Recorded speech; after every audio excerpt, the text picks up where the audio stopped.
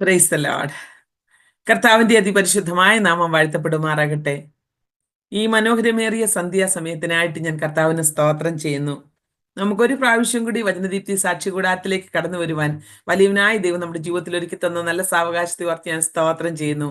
ദൂരത്തും ചാരത്തുമായിരുന്ന് ഈ ഫേസ്ബുക്ക് ലൈവിലൂടെയും മറ്റ് സൂം പ്ലാറ്റ്ഫോമിലൂടെയും തുടർന്ന് നമ്മുടെ യൂട്യൂബ് ചാനലിലൂടെയൊക്കെയും ഈ സാക്ഷ്യം കേൾക്കുവാൻ പോകുന്ന പ്രിയപ്പെട്ടവരെ ഓർത്ത് ഞാൻ സ്തോത്രം ചെയ്യുകയാണ്. ഇന്ന് പ്രിയപ്പെട്ടവരെ, നമ്മോടൊത്ത് അനുഗ്രഹീതനായ ഒരു കർത്തദാസൻ അജീഷ് നെയ്യാറ്റിൻകര നമ്മോടൊത്ത് ജോയിൻ ചെയ്തിട്ടുണ്ട്. കർത്തദാസനെ ഓർത്ത് ഞാൻ സ്തോത്രം ചെയ്യുകയാണ്. കർത്താവിൻ്റെ ദാസൻ വളരെ തിരക്കിട്ട സമയത്തിൻ്റെ നടുവിൽ നമ്മോടൊത്ത് ഇന്ന് ജോയിൻ ചെയ്തിട്ടുണ്ട്. ഇന്ന് ഈ ലൈവിലൂടെ ഞങ്ങളെ സദയം ശ്രദ്ധിക്കുന്ന പ്രിയപ്പെട്ടവരെ, നിങ്ങൾ ഓരോ ദിവസവും കേൾക്കുന്ന സാക്ഷ്യങ്ങൾ നിങ്ങളുടെ ജീവിതത്തിൽ അനുഗ്രഹമായി മാറുന്നു എന്ന് ഞങ്ങൾ വിശ്വസിക്കുന്നു. ഈ മിനിസ്ട്രി ഓർത്ത് നിങ്ങൾ പ്രാർത്ഥിക്കണം. മാത്രമല്ല, തത്സമയം നിങ്ങൾക്ക് ലഭിക്കുന്ന ഈ സാക്ഷ്യങ്ങൾ നിങ്ങളുടെ പ്രിയപ്പെട്ടവരിലേക്കൊക്കെ ഒന്ന് ഷെയർ ചെയ്ത് കൊടുക്കുവാൻ നിങ്ങൾ മറക്കല്ലേ. കാരണം അനേക ഭാരങ്ങളുടെ നടുവിൽ, അനേക പ്രയാസങ്ങളുടെ നടുവിൽ അനേകർ കടന്നു പോകുന്നുണ്ട്. ജീവിതത്തിൽ എങ്ങനെ മുന്നോട്ട് പോകണമെന്ന് അറിയുവാൻ കഴിയാതെ നിരാശയുടെ പടുകുഴിയിൽ കഴിയുന്ന അനേകായിരങ്ങൾക്ക് ഈ വചനദീപ്തി സാക്ഷി കൂടാരത്തിന്റെ പ്രോഗ്രാം ഒരനുഗ്രഹമായി മാറുന്നു എന്ന് ഞാൻ വിശ്വസിക്കുന്നു. അനേക സാക്ഷ്യങ്ങൾ, കോളുകൾ എനിക്ക് കടന്നു വരുന്നുണ്ട്. ആകയാൽ ഈ 8:30 തൊട്ട് 9:30 വരെ എല്ലാ ദിവസവുമുള്ള നമ്മുടെ പ്രോഗ്രാമിൽ നിങ്ങൾ പങ്കുചേരുന്നതിനോർത്ത് ഞാൻ സ്തോത്രം ചെയ്യുന്നു. നിങ്ങളുടെ പ്രിയപ്പെട്ടവരിലേക്കൊക്കെ ഷെയർ ചെയ്ത് കൊടുത്ത് അവരെ ഉത്സാഹിപ്പിച്ച് ഈ പ്രോഗ്രാമിലേക്ക്, ഈ ഫേസ്ബുക്ക് ലൈവിലേക്ക് കൂട്ടി വരുത്തണമേ എന്ന ദൈവനാമത്തിൽ ഞാൻ നിങ്ങളോട് ഒരിക്കൽ കൂടി അപേക്ഷിക്കുന്നു. കർത്താവിൻ്റെ ദാസനെ ക്ഷണിക്കും മുൻപായിട്ട് കർത്താവിൻ്റെ ദാസന് വേണ്ടി നമുക്ക് ഒന്ന് പ്രാർത്ഥിക്കാം. ഞങ്ങളുടെ അൻപുള്ള ദൈവമേ, സ്വർഗസ്ഥ കർത്താവേ, ഈ നല്ല സമയത്തിനായിട്ട് സ്തോത്രം ചെയ്യുന്നു. പിതാവേ, ഏത് നിമിഷവും ഞങ്ങൾക്ക് അടുത്തു വരുവാൻ അവിടുന്ന് സാവകാശം ഒരുക്കിയതിനായിട്ട് സ്തോത്രം. ദൈവമേ, ഞങ്ങളൊക്കെയും നിരാശയുടെ പടുകുഴിയിലും പാപത്തിൻ്റെ അന്ധകൂപത്തിലും കിടന്നവരാണ്. കർത്താവെ, ഞങ്ങൾ പലപ്പോഴും പാപികളിൽ നിന്ന് സമ്മതിക്കാതെ ജീവിച്ച അവസ്ഥകളുണ്ട്. അവിടൊക്കെയും അവിടുത്തെ സ്നേഹത്തിൻ്റെ കരം ഞങ്ങൾക്ക് വേണ്ടി തേടി വന്ന് ഞങ്ങളെ അവിടുത്തെ മാറോട് ചേർത്തു. ആ സ്നേഹത്തിൻ്റെ കൊടിക്കീഴിൽ ഞങ്ങളെ ആക്കി. എല്ലാറ്റിനായിട്ടും നന്ദി പറയുന്നു. ഇതിനൊന്നും ഞങ്ങൾക്ക് യോഗ്യതയുള്ളവരോ അർഹതയുള്ളവരോ ആയിരുന്നില്ല. എങ്കിലും എൻ്റെ അപ്പൻ്റെ സ്നേഹത്താൽ ഞങ്ങളെ നിറച്ചതിനായിട്ട് സ്തോത്രം ചെയ്യുന്നു എന്ന് ഞങ്ങളോടത്ത് കർത്താവെ, തൻ്റെ ജീവിതാനുഭവം പങ്കുവയ്ക്കുവാൻ കടന്നു വന്നിരിക്കുന്ന ബ്രദർ അജീഷിന് വേണ്ടി സ്തോത്രം ചെയ്യുന്നു.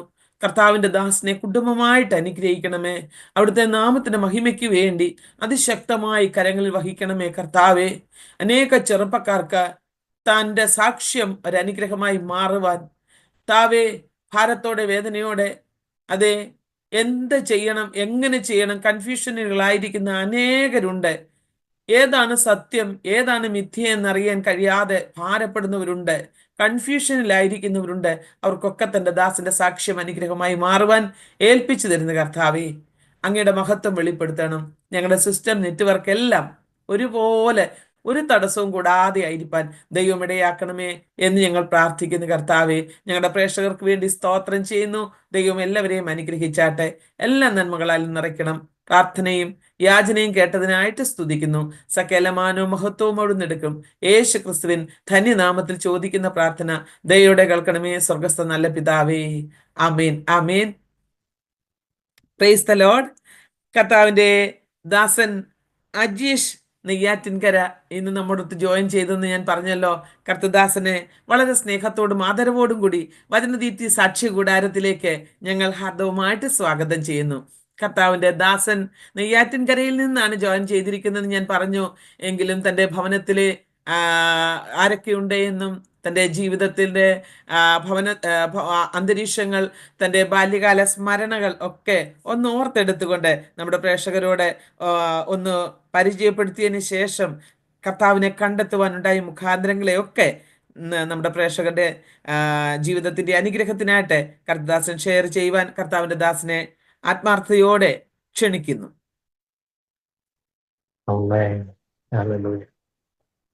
കർത്താവിന്റെ അതിപരിശുദ്ധമായ നാമമായിട്ട് പെടുമാറാകട്ടെ.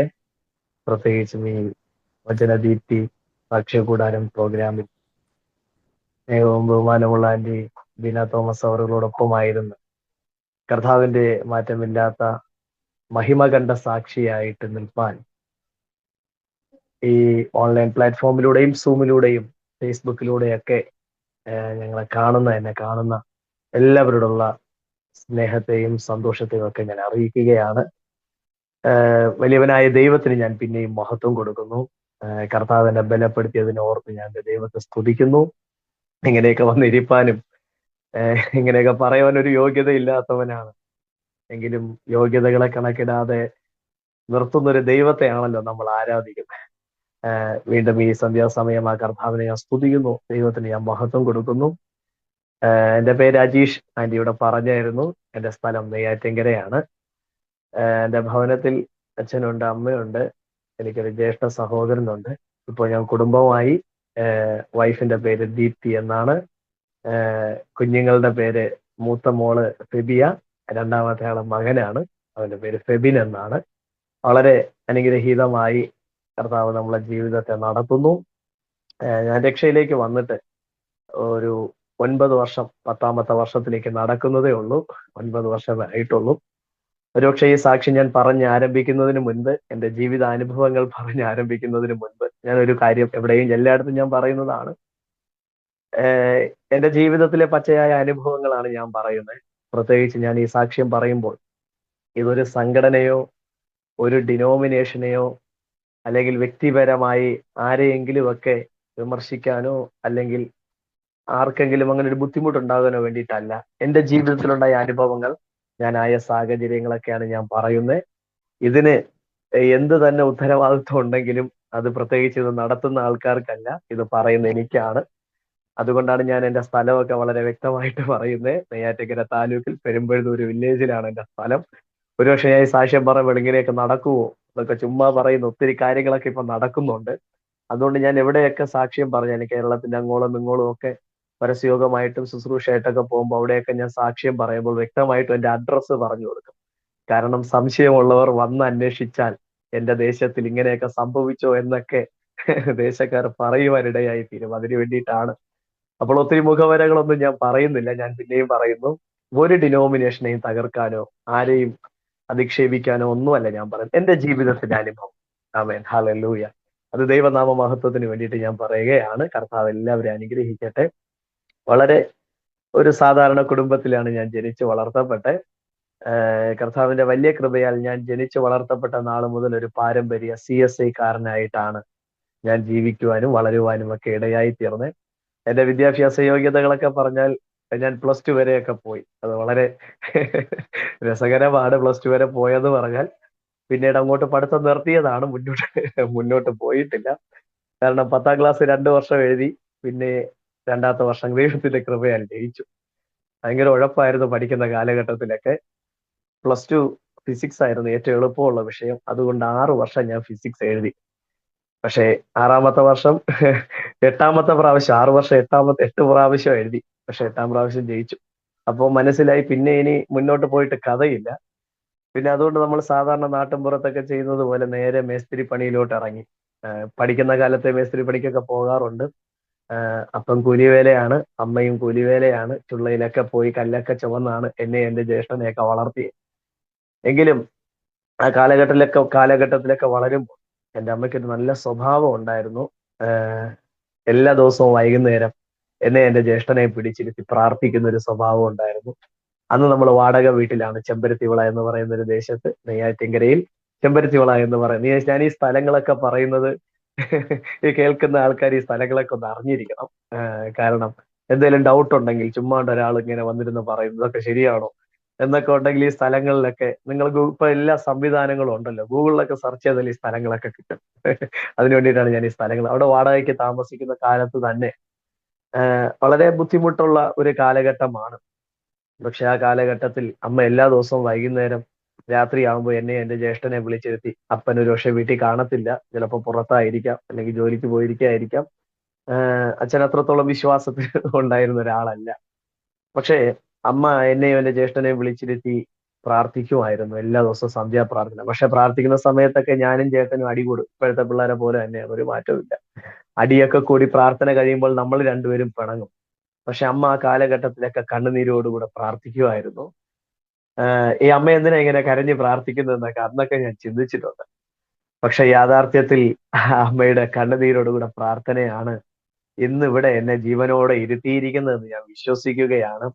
ഒരുപക്ഷെ ഇത് കേൾക്കുന്ന യൗവനക്കാരോട്, യൗവനക്കാരത്തികളോട് ഏഹ് എന്താ പറയാൻ, ഏഹ് നിങ്ങൾ വിശ്വസിക്കുമെന്ന് എനിക്ക് അറിയത്തില്ല. പക്ഷെ നിങ്ങൾ ഇന്ന് ജീവനോട് ഇരിക്കുന്നതിന്റെ പിന്നിൽ നിങ്ങളുടെ അമ്മയുടെയും അപ്പന്റെയും കണ്ണുനീരോട് കൂടെ പ്രാർത്ഥനയുണ്ട്.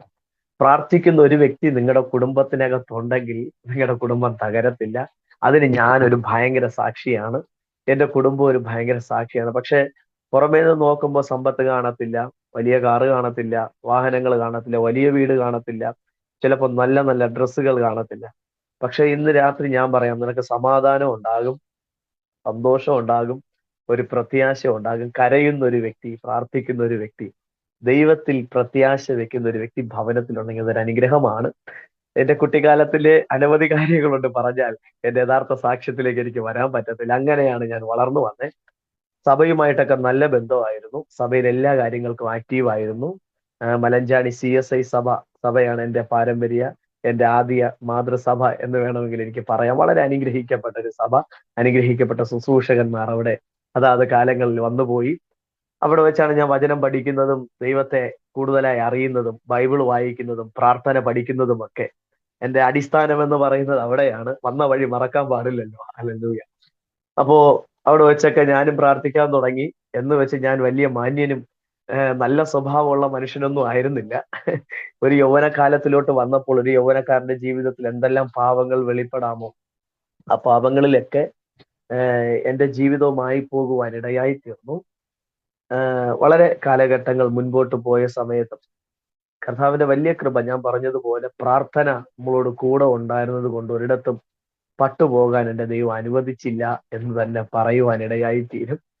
യഥാർത്ഥത്തിൽ എൻ്റെ ജീവിതത്തിന്റെ അനുഭവം വരുന്നത് 2015, 2016 കാലഘട്ടങ്ങളിലാണ് പരിശുദ്ധാത്മാവ് എന്നെ തിരിക്കാൻ തുടങ്ങുന്നത്. ഹല്ലേലൂയ.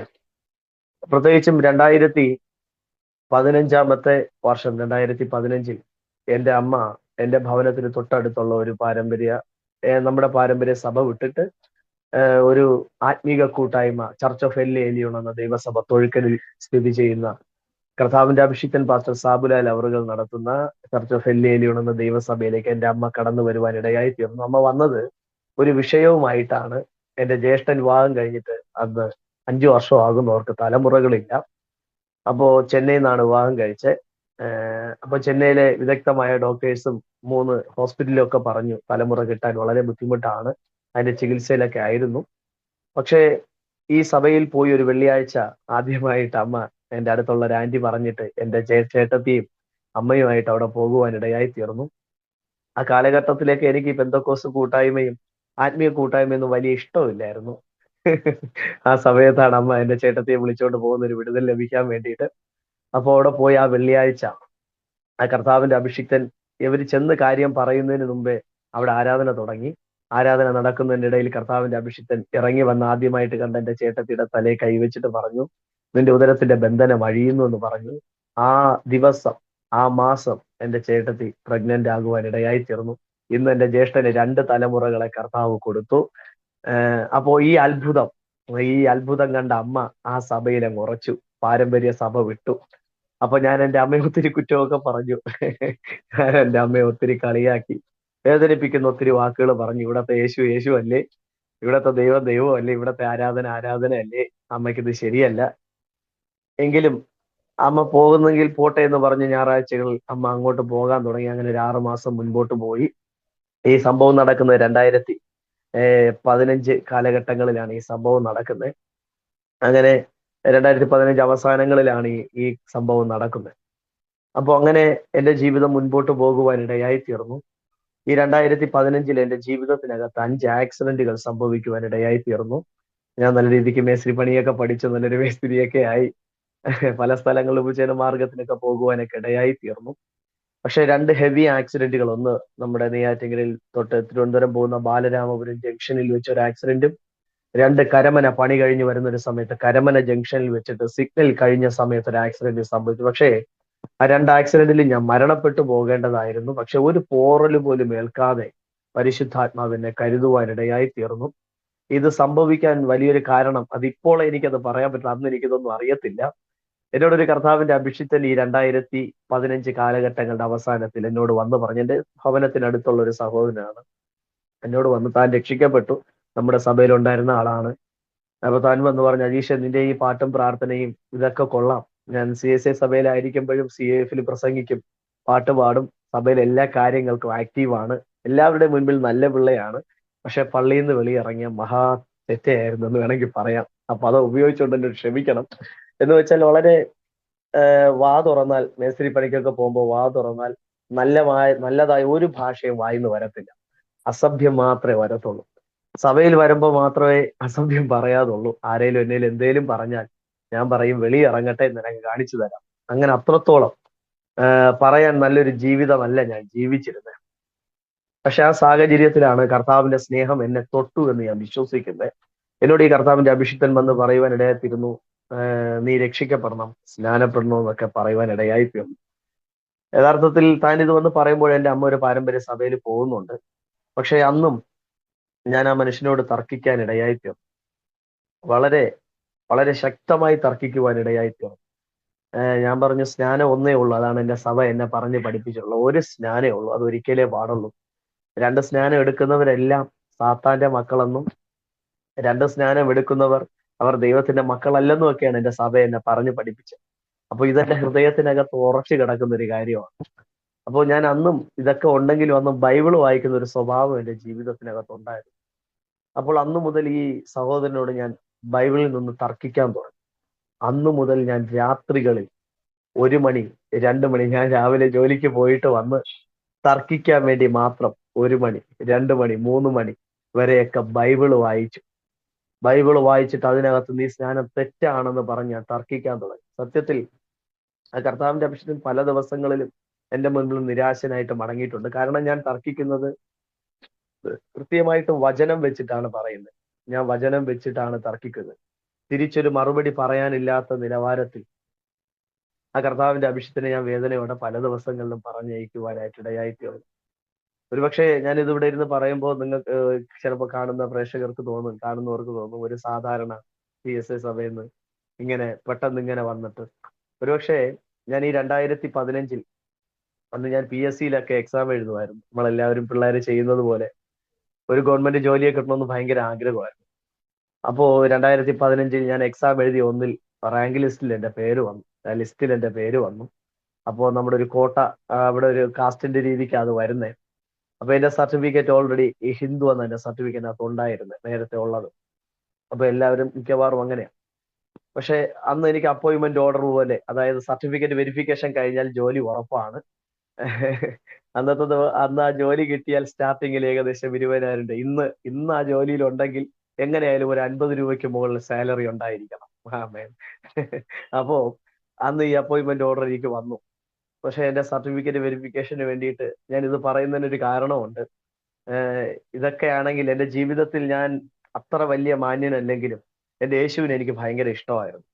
ഒരു കാര്യത്തിന് വേണ്ടിയിട്ട് പോലും എന്റെ കർത്താവിനെ തള്ളിക്കളയാൻ എന്തോ എനിക്കറിയത്തില്ല. ഞാൻ വിശ്വസിക്കുന്നു, അമ്മയുടെ ഉദരത്തിനകത്ത് ഉരുവാകുന്നതിന് മുൻപേ എന്നിൽ എന്തോ ഒരു ഗിഫ്റ്റ് എന്റെ ദൈവം കണ്ടിട്ടുണ്ടായിരുന്നു.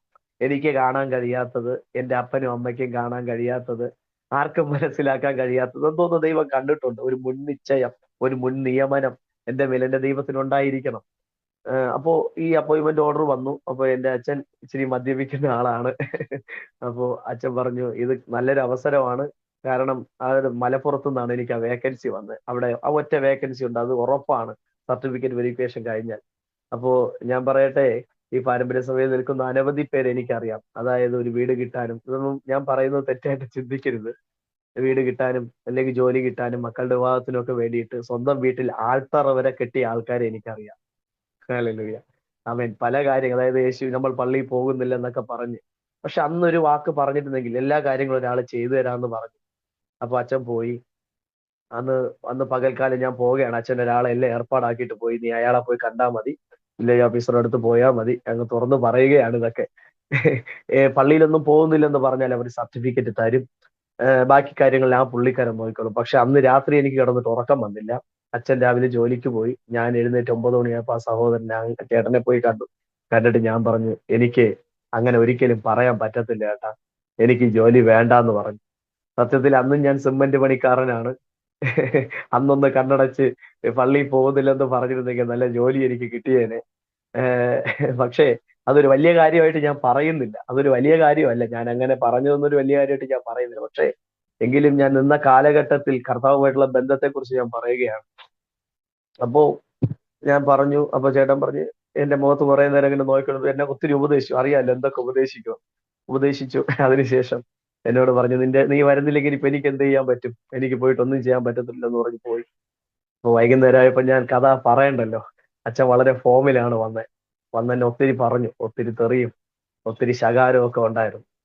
യഥാർത്ഥത്തിൽ ഞാൻ പറയട്ടെ, ഈ സാക്ഷ്യം കാണുമ്പോൾ നിങ്ങളുടെ ജീവിതത്തിനകത്ത് എന്തെങ്കിലും ഒരു ബുദ്ധിമുട്ട് വന്നാൽ, ഒരു ഭാരം വന്നാൽ, വേദന വന്നാൽ, ആ വേദനയ്ക്കകത്തും ഒരു വലിയ ദൈവപ്രവൃത്തി ഉണ്ടായിരിക്കും. ആ വേദനയ്ക്കകത്ത് നമ്മൾ പോലും അറിയാത്തത് എന്തോ ഒന്ന് ദൈവം നമ്മിൽ നിന്ന് പുറത്തെടുക്കും. സത്യത്തിൽ അന്നത്തെ രാത്രി അച്ഛൻ എന്നെ ഒത്തിരി പറഞ്ഞു. അച്ഛൻ പറഞ്ഞത് തെറ്റല്ല, കാരണം സ്വന്തം മകനൊരു ജോലി കിട്ടണ്ടെന്ന് ആഗ്രഹിക്കുന്ന ഏത് അപ്പനാണുള്ളത്? സ്വന്തം മകൻ എല്ലാ ദിവസവും വൈകുന്നേരം ശരീരത്തിൽ സിമന്റ് ഒക്കെ പുരണ്ട് വരുന്നത് കാണുന്നതിനേക്കാൾ നല്ലതല്ലേ നല്ല ഡ്രസ്സൊക്കെ ഇട്ട് നല്ല കസേരയിൽ ഇരുന്നിട്ട് വരുന്നത് കാണാം. അപ്പൊ അപ്പനെ ഞാൻ തെറ്റു പറയത്തില്ല. പക്ഷെ എനിക്കറിയത്തില്ല, കർത്താവിനെ തള്ളി പറയാൻ എനിക്ക് അന്ന് മനസ്സുണ്ടായില്ല. ഈ സംഭവമൊക്കെ എന്റെ കൂടെ പണി ചെയ്യുന്ന എല്ലാവർക്കും അറിയാം. പണി ചെയ്തുകൊണ്ടിരുന്ന എല്ലാവർക്കും ഈ സംഭവങ്ങളൊക്കെ അറിയാം. എന്റെ ജ്യേഷ്ഠൻ ഈ അടുത്തിടയ്ക്കും ചിലര് പറഞ്ഞു, നീ അന്ന് ആ ജോലി അത് കളയണ്ടായിരുന്നു എന്ന് ഈ അടുത്തിടയ്ക്കും എന്നോട് ചില ആൾക്കാർ പറഞ്ഞ ആൾക്കാർ. പക്ഷെ ഞാൻ പറഞ്ഞു, അന്ന് ലഭിക്കുന്നതിനേക്കാൾ വലിയ ജോലിയാണ് ഞാനിന്ന് ചെയ്തുകൊണ്ടിരിക്കുന്നത്. ഹല്ലേലൂയ. ആമേൻ. കർത്താവിന്റെ വേലയേക്കാൾ വലിയൊരു ജോലി ഈ ലോകത്തിനകത്തില്ല. ഒരുപക്ഷെ പറയുന്നവർ പലതും പറയും, യേശുവിനെ വിറ്റ് ജീവിക്കുന്നവരെന്നും വചനം വെക്കുന്നവരെന്നൊക്കെ പറയും. പക്ഷെ പറയുന്നവരെ ഒന്നും നമുക്ക് പറയാൻ പറ്റില്ല. പക്ഷെ നമ്മൾ അനുഭവിക്കുന്ന ഒരു ആത്മസന്തോഷമുണ്ട്. ചിലപ്പോ നമ്മുടെ കയ്യിൽ ഒന്നും കാണത്തില്ല, ഒന്നും കാണാതെ ആയിരിക്കും പല മീറ്റിങ്ങുകൾക്ക് നമ്മൾ പോയിട്ട് വരുന്നത്. നമ്മുടെ കയ്യിൽ ചിലപ്പോൾ ഒന്നും കാണത്തില്ല. പക്ഷേ നമ്മൾ അനുഭവിക്കുന്ന ഒരു ആത്മസന്തോഷം, ഒരു ആത്മസംതൃപ്തി ഉണ്ട്. ഇന്നത് ഒരുപക്ഷെ ആ കസേരയിൽ ഇരുന്നാലും 50,000 രൂപ ശമ്പളം കിട്ടിയാലും അതൊന്നും കിട്ടത്തില്ലായിരുന്നു. അപ്പൊ അന്ന് രാത്രി വളരെ വേദനയോടെ ഞാൻ കണ്ണുനീരോടുകൂടെ കരഞ്ഞു. എന്റെ റൂമിലൂടെ അങ്ങോട്ടും ഇങ്ങോട്ടും ഒക്കെ നടക്കാൻ തുടങ്ങി. വളരെ ഭാരം എനിക്കുണ്ടായി. പക്ഷെ അന്ന് രാത്രി എന്റെ കണ്ണുനീരെന്റെ ഞാൻ നടക്കുന്ന തറയിലൊക്കെ ഇങ്ങനെ വീണുകൊണ്ടിരിക്കുന്നത് എനിക്കറിയാം. അതിൽ ചവിട്ടിയാ ഞാൻ അങ്ങോട്ടും ഇങ്ങോട്ടും നടക്കുന്നത്. എനിക്ക് ഉറങ്ങാൻ പറ്റുന്നില്ല. ജോലി പോയതിലല്ല, അപ്പൻ ഇത്രയും പറഞ്ഞതിൽ എനിക്ക് എന്തെന്നറിയാത്ത വേദന, എന്തും സഹിക്കാൻ തയ്യാറായിട്ട് നിന്ന് ഞാൻ പൊട്ടിപ്പോയി, തകർന്നു പോയി. പക്ഷെ അന്ന് രാത്രിയാണ് ആദ്യമായി എന്റെ ജീവിതത്തിനകത്ത് ഒരു വലിയ ഗിഫ്റ്റ് ഉണ്ടെന്ന് ഞാൻ തിരിച്ചറിയുന്നത്. ഞാൻ അന്ന് രാത്രി ഒരു പാട്ട് ഇങ്ങനെ പാടി. ആ പാട്ടിന്റെ 4 വരി ഞാൻ പാടുന്നോണ്ട് വിരോധമില്ലെന്ന് വിചാരിക്കുന്നു. ഒരുപക്ഷെ ആ വരികളാണ് എന്നെ പിടിച്ചു നിർത്തിയത്. ആ വരികൾ ഇങ്ങനെയായിരുന്നു: മാറിടാത്തവൻ, അകന്നിടാത്തവൻ, അണച്ചിടും തന്മാർവിടമതിൽ, ലോകം തള്ളിലും പെറ്റമ്മമാരിലും പ്രാണനായി എന്നെ സ്നേഹിപ്പോൻ. പ്രിയ ദൈവമക്കളെ, ഈ വരികൾ ഞാൻ ഇങ്ങനെ പാടാൻ തുടങ്ങി. പാടുന്തോറും എന്റെ ശരീരത്തിൽ എന്തോ ഞാൻ അനുഭവിക്കാൻ തുടങ്ങി. അന്ന് ഞാൻ CSA സഭയിലാണ് പോകുന്നത്. എന്തോ എന്നെ ആരോ തൊടുന്നത് പോലെ, എന്നെ ആരോ ആശ്വസിപ്പിക്കുന്നത് പോലെ. എനിക്കറിയത്തില്ല, അന്ന് രാത്രി ഇതൊരു പുതിയ പാട്ടാണ് ഞാൻ പാടുന്നത് പോലും അറിയാതെ, ആമേൻ, ഒരു പാട്ടിന്റെ ഫുൾ വരി ഞാൻ അന്ന് രാത്രി കരഞ്ഞ് കരഞ്ഞ് ആ എന്റെ റൂമിനകത്തിരുന്ന് എഴുതി തീർക്കുവാനിടയായി തീർന്നു. ഞാൻ കിടന്നുറങ്ങി. ഈ 4 വരിയുടെ ട്യൂൺ എനിക്ക് കിട്ടി. ഞാൻ പാടി സന്തോഷത്തോടെ ഞാൻ കിടന്നുറങ്ങി. പിറ്റേ ദിവസം രാവിലെ ഞാൻ എഴുന്നേറ്റ് ആ വാക്കുകൾ വായിച്ചു നോക്കിയപ്പോൾ ഞാൻ ഞെട്ടിപ്പോയി. കാരണം ഇന്നലെ രാത്രി ഞാൻ എന്തിനാ ഈ വരികളൊക്കെ എഴുതിയേ എനിക്കറിയത്തില്ല. പക്ഷേ എനിക്ക് മനസ്സിലായി. ഞാനിപ്പോ ഇവിടെ ഇരിക്കുമ്പോൾ ആമേൻ, കർത്താവ് എന്റെ ജീവിതത്തിൽ അനവധി പാട്ടുകൾ തന്നു. ആമേൻ. അനവധി പാട്ടുകൾ പുറത്തിറക്കുവാനും പരിശുദ്ധാത്മാവ് എനിക്ക് കൃപ തന്നു. ചില പാട്ടുകളൊക്കെ എഴുതി വെച്ചിട്ടുണ്ട്. അപ്പൊ അന്നത്തെ വേദനയുടെ നടുവിലാണ് അതെനിക്ക് ഓപ്പണായി വന്നത്. എന്നെ കേൾക്കുന്ന ദൈവമക്കളോട് ഞാൻ പറയട്ടെ, നിങ്ങളുടെ വേദനകളിലൊക്കെ നിങ്ങൾ സ്തോത്രം പറയണം. എന്തോ ഒരു ഗിഫ്റ്റ് അതിനകത്ത് ഒളിഞ്ഞിരിപ്പുണ്ട്. ആമേൻ. എന്തോ ഒരു വലിയ നന്മ. അത് തകർച്ചയ്ക്കല്ല, ആമേൻ, അത് നന്മയ്ക്കായിട്ട് എന്റെ ദൈവം മാറ്റും. അന്നത്തെ ദിവസം കഴിഞ്ഞു എന്റെ ജീവിതം മുൻപോട്ട് പോയി. ഞാൻ നേരത്തെ പറഞ്ഞ കാര്യത്തിലേക്ക് വരട്ടെ. സ്നാനം എന്ന വിഷയം എന്റെ ജീവിതത്തിൽ വളരെ ഞെരുങ്ങാൻ തുടങ്ങി, വളരെ ഞെരുങ്ങാൻ തുടങ്ങി. പിന്നെ ഞാൻ ഇതിനെക്കുറിച്ച് എന്നെ ബൈബിൾ വായിക്കാൻ തുടങ്ങി. ഞാൻ വളരെ ബൈബിൾ രാത്രികളിൽ നിന്ന് സ്റ്റഡി ചെയ്യാൻ തുടങ്ങി. സത്യത്തിൽ എനിക്കൊരു കാര്യം ഉറപ്പായിട്ടും അറിയാം. ഞാനിങ്ങനെ പറഞ്ഞത് കൊണ്ടോ എന്റെ സാക്ഷ്യം കേട്ടതുകൊണ്ടോ ആരും നാളെ ജലത്തിലിറങ്ങി ബൈബിൾ പറയുന്ന യാഥാർത്ഥ്യമായ മുഴുകൽ സ്നാനം എടുക്കുമെന്ന് ഞാൻ വിശ്വസിക്കുന്നു. കാരണം അങ്ങനെയാണെങ്കിൽ ഈ ദേവദാസൻ എന്തെല്ലാം വചനം എന്റെ മുൻപിൽ നിരത്തി, എത്ര സാക്ഷികൾ എന്റെ മുൻപിൽ നിരത്തി. അപ്പോഴൊക്കെ ഞാൻ അത് ചെയ്യേണ്ടായിരുന്നു. പക്ഷെ അന്നൊക്കെ ഫറവോന്റെ ഹൃദയത്തെ ദൈവം കഠിനപ്പെടുത്തിയതിന്റെ പിന്നിൽ ഒരു പദ്ധതി ഉള്ളതുപോലെ എന്റെ ഹൃദയത്തെ കർത്താവ് കഠിനപ്പെടുത്തിയതായിരിക്കണം എന്ന് ഞാൻ വിശ്വസിക്കുന്നു. പക്ഷേ ഈ ദൈവത്തിന്റെ ദാസൻ പറയാത്ത ചില വചനങ്ങൾ എന്റെ ജീവിതത്തിനകത്ത് പരിശുദ്ധാത്മാവ് രാത്രിയിൽ വെളിപ്പെടുത്തി തരുവാനിടയായി തീർന്നു. ഇത് പരിശുദ്ധാത്മാവാണ് വെളിപ്പെടുത്തുന്നതെന്നൊന്നും എനിക്ക് അറിയത്തില്ലായിരുന്നു. പക്ഷേ രണ്ട് വചനങ്ങളാണ് വേദപുസ്തകത്തിനകത്തുനിന്ന് എന്നെ തിരിച്ച ഈ സ്നാനമാണ് യഥാർത്ഥ സ്നാനം എന്ന് പറയാൻ വേണ്ടി എന്നെ ബലപ്പെടുത്തിയ രണ്ട് വചനങ്ങൾ. അതിൽ ഒരു പ്രധാനപ്പെട്ട ചോദ്യം, എന്റെ ചോദ്യം ഇതായിരുന്നു: രണ്ട് സ്നാനം ബൈബിളിലില്ല. അങ്ങനെ എടുത്ത ആരും ഇല്ലല്ലോ ബൈബിളിനകത്ത്. പക്ഷേ ലൂക്കോസിന്റെ സുവിശേഷം 12-ാം അധ്യായം അതിന്റെ 50-ാമത്തെ വാക്യത്തിൽ യേശു തന്റെ വായ്മൊഴിയാൻ ഒരു പദം ഇങ്ങനെ പറയുന്നു: എനിക്കിനിയും ഒരു സ്നാനം എടുക്കാനുണ്ട്. ആ സ്നാനം എടുക്കുവോളം ഞാൻ എത്രത്തോളം ഞരങ്ങുന്നു. തന്റെ ക്രൂശ് മരണത്തെ കുറിച്ചാണ് കർത്താവ് ആ പദങ്ങൾ പറയുന്നത്. ആമേൻ. ഒരുപക്ഷെ എന്റെ സാക്ഷ്യം ശ്രദ്ധിച്ചാൽ എന്റെ സാക്ഷ്യം ഫോക്കസ് ചെയ്യുന്നത് സ്നാനത്തിലായിരിക്കും. ഇത് പെന്തക്കോസുകാരുടെ ഉഡായിപ്പ് പരിപാടിയാണെന്ന് എല്ലാവരും പറയും. പക്ഷെ എന്റെ ജീവിതത്തിൽ ഇത് ഉഡായിപ്പല്ലായിരുന്നു. എന്റെ കർത്താവ് പലതവണ എന്നെ മാന്യമായിട്ട് വിളിച്ച്, മക്കളെ കയറി വാടാ ഈ രക്ഷയിലേക്ക്, മോനെ കയറി വാടാ ഈ രക്ഷയിലേക്ക്. പക്ഷെ സത്യത്തിൽ ഞാനന്ന് മാന്യമായിട്ട് പോയിരുന്നെങ്കിൽ എന്റെ ജീവിതത്തിൽ ഇത്രയും വലിയ സാക്ഷ്യം ഉണ്ടാവുമെന്ന് ഞാൻ വിശ്വസിക്കുന്നില്ല. ഹല്ലേലൂയ. അപ്പോ അന്നത്തെ രാത്രി എനിക്കത് മനസ്സിലായി. ആ വചനം ഞാൻ വായിച്ച വചനം എന്റെ അകത്ത് കത്താൻ തുടങ്ങി.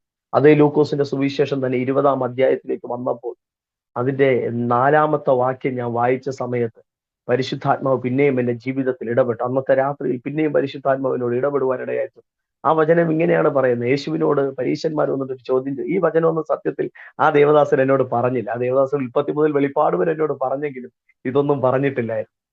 ആ ദേവദാസൻ എന്നോട് ഇതൊന്നും പറയാതിരിക്കുമ്പോൾ ഞാൻ വായിച്ചപ്പോൾ എനിക്ക് വെളിപ്പെട്ടു. അന്ന് ഇത് പരിശുദ്ധാത്മാവാണ് വെളിപ്പെടുത്തുന്നത് എനിക്ക് ഇന്നാണ് മനസ്സിലാവുന്നത്. ഹല്ലേലൂയ. ആമേൻ. അപ്പോ ഞാനത് രാത്രിയിൽ വായിക്കുന്ന ഏകദേശം ഒരു മണിയൊക്കെ കഴിഞ്ഞിരിക്കണം. ഈ വേദഭാഗത്തിലോട്ട് ഞാൻ വരുമ്പോൾ അവിടെ എങ്ങനെയാണ് പരീശന്മാർ പറയുന്നത്: നീ എന്ത് അധികാരത്താൽ ഈ അത്ഭുതങ്ങൾ ചെയ്യുന്നു എന്ന് യേശുവിനോട് ചോദിക്കുമ്പോൾ യേശു അവരുടെ അടുത്ത് ചോദിച്ച കർത്താവിന്റെ ശുശ്രൂഷയിൽ കർത്താവ് പല ചോദ്യങ്ങൾ ചോദിച്ചു. പക്ഷെ അതിൽ ഹൈലൈറ്റ് ആയിട്ട് നിൽക്കുന്ന ചില ചോദ്യത്തിൽ വളരെ പ്രാധാന്യതയുള്ള ചോദ്യമാണ്. യഥാർത്ഥത്തിൽ അന്നത്തെ കാലഘട്ടത്തിൽ ഈ ചോദ്യം വലിയ പ്രാധാന്യതയില്ല. യേശുവിന്റെ കാലഘട്ടത്തിൽ യേശു ചോദിച്ച ഈ ചോദ്യത്തിന് വളരെ പ്രാധാന്യതയില്ല. ഇന്ന് ഞാൻ ബൈബിൾ സ്റ്റഡി ചെയ്യുമ്പോൾ എനിക്കത് വളരെ വ്യക്തമായിട്ട് മനസ്സിലാവും. പക്ഷേ ഈ കാലഘട്ടത്തിൽ ഈ ചോദ്യം യേശു അന്ന് ചോദിച്ചത് നന്നായി എന്ന് ഞാൻ വിശ്വസിക്കുന്നു. അതായത് രണ്ട് സ്നാനത്തെ പറ്റി യേശു അവിടെ പറയുകയാണ്. യേശു അവരുടെ അടുത്ത് മറ്റൊന്നുമല്ല ചോദിക്കുന്നത്. ഒരു ചോദ്യം: യോഹന്നാന്റെ സ്നാനം മനുഷ്യരിൽ നിന്നോ ദൈവത്തിൽ നിന്നോ? സത്യത്തിൽ ഈ വചനം വായിച്ചപ്പോൾ രാത്രി ഞാനിരുന്ന് വിറയ്ക്കാൻ തുടങ്ങി. ആമേൻ. എന്റെ ജീവിതത്തിൽ എന്തെന്നില്ലാത്ത ഒരു അനുഭവം എന്ന് രാത്രി ഞാൻ അനുഭവിച്ചറിയുവാനായിട്ട് ഇടയായി തീർന്നു. എനിക്ക് മനസ്സിലായി എന്റെ റൂമിനകത്ത് ഞാൻ ഒറ്റയ്ക്കാണ് ഇരിക്കുന്നത്, പക്ഷെ എന്റെ റൂമിനകത്ത് എന്തൊക്കെയോ സംഭവിക്കുന്നുണ്ട്. ഇത് പറയുമ്പോഴും ആ സാന്നിധ്യം എനിക്ക് അനുഭവിക്കാൻ കഴിയുന്നുണ്ട്. ഒരുപക്ഷെ നിങ്ങൾക്കത് ഫീൽ ചെയ്യാൻ പറ്റുമെന്ന് ഞാൻ വിശ്വസിക്കുകയാണ്. എന്റെ റൂമിനകത്ത് ഞാൻ ഒറ്റയ്ക്കേ ഉള്ളൂ. രാത്രി 1 മണി കഴിഞ്ഞു. പക്ഷെ എന്റെ റൂമിനകത്ത് എന്തൊക്കെയോ വലിയ കാര്യങ്ങൾ സംഭവിക്കുന്നു എന്ന് എനിക്ക് മനസ്സിലായി. കർത്താവിന്റെ ചോദ്യം എന്നെ പിടിച്ചു നിർത്തി. അപ്പോ എനിക്കൊരു കാര്യം മനസ്സിലായി. അപ്പൊ രണ്ട് സ്നാനമുണ്ട്. ഒന്ന് മനുഷ്യരിൽ നിന്ന് വന്ന സ്നാനമുണ്ട്, രണ്ട് ദൈവത്തിങ്കൽ നിന്ന് വന്ന സ്നാനമുണ്ട്. ആ ചോദ്യത്തിന്റെ ഉത്തരം അവരവിടെ പറഞ്ഞു ഉഴപ്പിയൊക്കെ വിടെയാണ്. അവരൊന്നും പറയാതെയൊക്കെ വിടുന്നത് നമുക്കറിയാം. പക്ഷേ എന്നെ ബലപ്പെടുത്തിയ ഒരു വചനം അതിനകത്ത് കിടപ്പുണ്ടായിരുന്നു. കാരണം യോഹന്നാനാണ് പുതിയ നിയമത്തിൽ ഈ സ്നാനത്തെ തുടങ്ങി വെച്ച സ്നാപക യോഹന്നാൻ. യോഹന്നാന്റെ സ്നാനം എങ്ങനെയെന്ന് ചോദിച്ചാൽ, യേശുവിനെ സ്നാനപ്പെടുന്നയാളും സ്നാനപ്പെടുത്തുന്നയാളും വെള്ളത്തിൽ ഇറങ്ങണം. അവർ വെള്ളത്തിൽ മുങ്ങി, സ്നാനപ്പെടുന്നയാൾ വെള്ളത്തിൽ മുങ്ങി എഴുന്നേൽക്കണം. യഥാർത്ഥത്തിൽ ദൈവത്തിങ്കൽ നിന്ന് വന്ന സ്നാനം നിബഞ്ജന സ്നാനമാണ്, വെള്ളത്തിൽ മുങ്ങി എഴുന്നേൽക്കുന്ന സ്നാനമാണ്. അത് പോയിട്ട് ഇന്ന് ലോകത്തിൽ എന്തെല്ലാം സ്നാനങ്ങൾ നിലനിൽക്കുന്നു. അന്ന് ഞാനെടുത്ത പാരമ്പര്യ സഭയിൽ നടത്ത തളുപ്പ് സ്നാനം, സത്യത്തിൽ അത് മനുഷ്യരിൽ നിന്ന് വന്ന സ്നാനമാണ്. അതിൽ സ്വർഗത്തിൽ അത് വാല്യൂ ആയേ അല്ല. അത് സ്നാനത്തിന്റെ ലിസ്റ്റിലെ തമ്പുരാൻ കൂട്ടിയിട്ടില്ല. സ്നാനം എന്നത് കുളിയാണ്, ഒരിക്കലും തളിയല്ല. ഹല്ലേലൂയ. ആമേൻ. ഒരുപക്ഷെ എന്റെ ഈ സന്ദേശത്തെ കേൾക്കുന്ന നിങ്ങളൊക്കെ പാരമ്പര്യ സഭയിൽ പോകുന്നു. പലരും പാരമ്പര്യ സഭയിൽ പോയിട്ടും സ്നാനപ്പെട്ടിട്ട് ഇന്നും പാരമ്പര്യ സഭയ്ക്കൊക്കെ തിരിക്കുന്നവരുണ്ട്. പക്ഷെ സ്നാനപ്പെട്ടവർ അപ്പോസ്തലന്മാരുടെ ഉപദേശം കേട്ടും അവരോടുകൂടെ കൂട്ടായ്മ ആചരിച്ചും അപ്പം നുറുക്കിയും പോന്നു എന്ന് അപ്പോസ്തല പ്രവൃത്തിയിൽ പറയുന്നുണ്ട്. ഓക്കെ, അതവിടെ നിൽക്കട്ടെ. പക്ഷെ സ്നാനം തളിയല്ല, കുളിയാണെന്നും അത് ദൈവത്തിങ്കൽ നിന്ന് വന്ന സ്നാനമല്ല എനിക്ക് എന്റെ സഭയിൽ നിന്ന് കിട്ടിയതെന്നും അന്ന് രാത്രി എനിക്ക് മനസ്സിലായി. സ്തോത്രം. എനിക്ക് ആ നിമിഷങ്ങളെ പറഞ്ഞറിയിക്കാൻ പറ്റുന്നില്ല. സത്യത്തിൽ ഞാൻ വിറച്ചുപോയി. അന്ന് ഞാൻ താമസിക്കുന്നത് മലഞ്ചാടി, നമുക്ക് സ്വന്തമായിട്ട് ഇതിനിടയ്ക്ക് നമ്മൾ സ്വന്തമായി ഒരു വസ്തു തൊട്ടടുത്ത് തന്നെ ചെമ്പരത്തിയുള്ള എന്നൊരു 1.5 കിലോമീറ്റർ വരും മലഞ്ചാണി എന്ന് പറയുന്ന ഒരു ദേശത്തിലേക്ക്, നമ്മുടെ സഭയുടെ പാരമ്പര്യ സഭയുടെ തൊട്ടടുത്ത് തന്നെ. അവിടെ നമ്മൾ സ്വന്തമായിട്ട് വസ്തു വാങ്ങിച്ച് വീട് വെച്ചു. അവിടെ വെച്ചിട്ടാണ് ഞാൻ ഈ സംഭവങ്ങളൊക്കെ ഉണ്ടാകുന്നത്.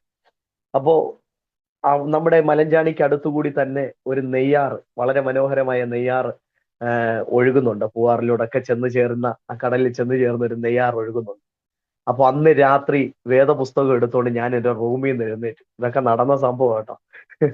വേദപുസ്തകം എടുത്തോണ്ട് ഞാൻ എന്റെ റൂമിൽ നിന്ന് എഴുന്നേറ്റ് നിന്നിട്ട് ഞാൻ ഇങ്ങനെ പറഞ്ഞു, ഇന്ന് രാത്രി ഞാൻ ഒറ്റയ്ക്ക് പോയി സ്നാനപ്പെടും.